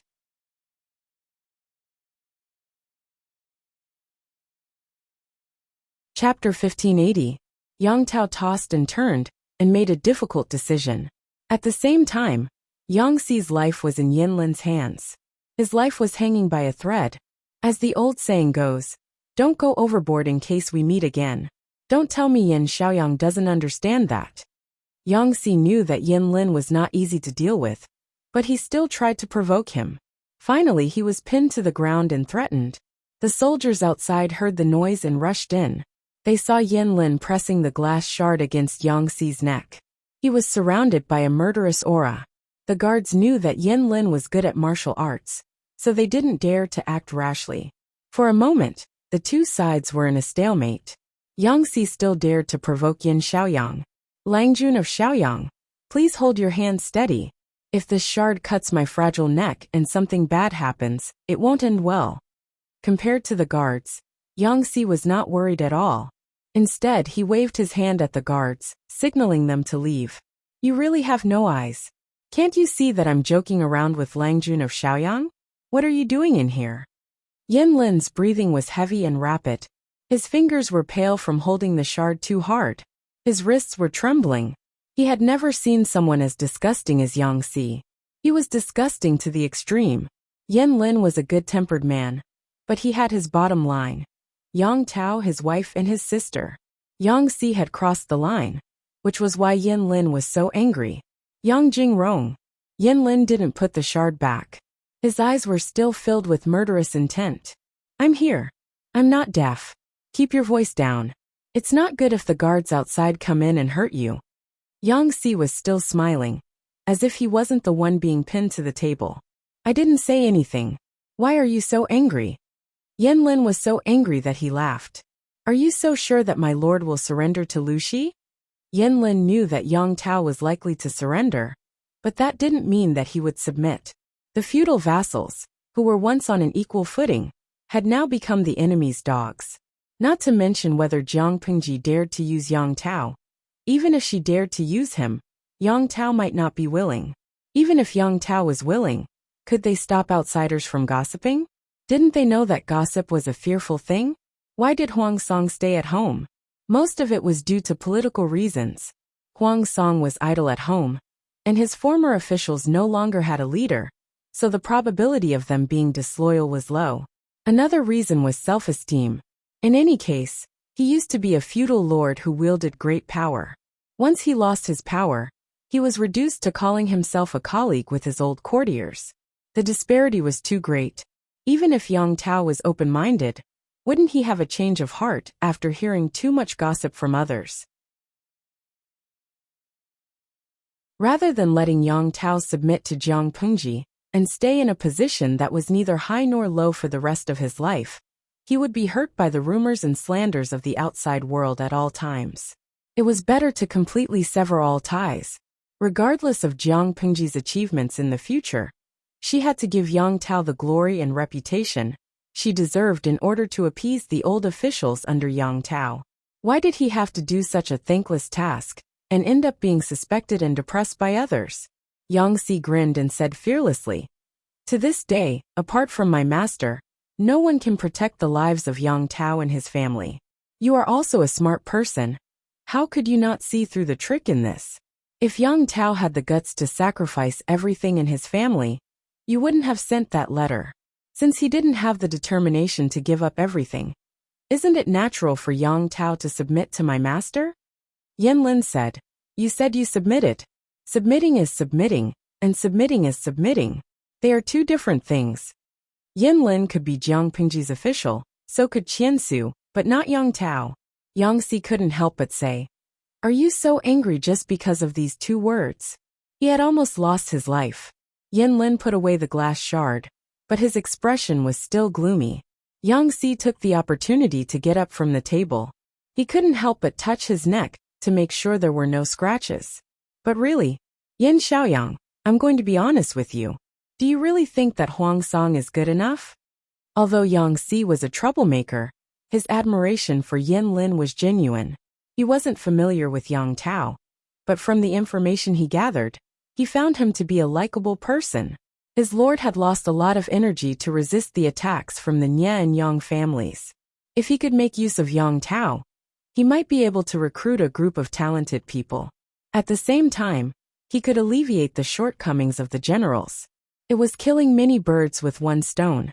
Of course, Yang Si had his own reasons for making Yang Tao submit, because it could push his lord's reputation to the top. If the news got out, the whole world would know that Jiang Pingji had forgiven her former enemies and given them important responsibilities. How bold was that? Of course, the idea was not a spur-of-the-moment idea. Based on Yang Si's observation, Yang Tao and Yen Lin weren't as ambitious as he had imagined. Or rather, their weaknesses meant that they wouldn't be able to reach higher positions. People who were willing to give up their ambitions and submit to Yang Si because of their relatives were destined not to be heroes who could stir up trouble. His lord had their weaknesses. Why would she worry that they would stir up trouble? Yen Lin had seen through Yang Si's wishful thinking, which was why he was so furious. It's not good for Huang Song to be like that. He's lost his heroic spirit, but it's better than trembling in fear and being ordered around by others. Yang Tao didn't pay attention to the details. If he did something wrong and got killed, he wouldn't even know how he died. Yang Si was worried that Yin Lin would explode again, so he simply changed the topic. Elsewhere, Yang Tao was at the end of his rope. There was not much food left in the army, and the rebels were still unwilling to retreat. There's something I want to discuss with you, Yang Tao said to Qian Su seriously. It's about the future. Qian Su had seen Yang Tao lose weight in the past 2 days. He looked conflicted. She vaguely guessed something. No matter what decision you make, my lord, I will follow. Yang Tao found it hard to speak. Everyone had entrusted their lives to him, but he had failed to be a good lord. He had failed to live up to their expectations and loyalty. Qian Su was considerate. Seeing that Yang Tao was struggling to speak, she took the initiative to give him a way out. My lord, how do you want to settle the 20,000 soldiers in your camp? Yang Tao said dejectedly. I'm ashamed that I failed to live up to your loyalty. Qian Su said. My lord, you don't need to blame yourself. I've done what I could. It's not about anything else. She comforted him. But Yang Tao didn't feel any better. Qian Su asked, who did you choose, my lord? Lu Shi. Yang Tao said a name that was expected. You're tuning in to the Dreamy Chapters YouTube channel. We're so grateful for your support. And don't forget to subscribe to join us on this incredible journey through captivating stories. Your generosity through donations truly makes a world of difference, as it's the primary source of revenue that allows me to expand and enhance this channel for you. Thank you from the bottom of my heart for being a part of this adventure.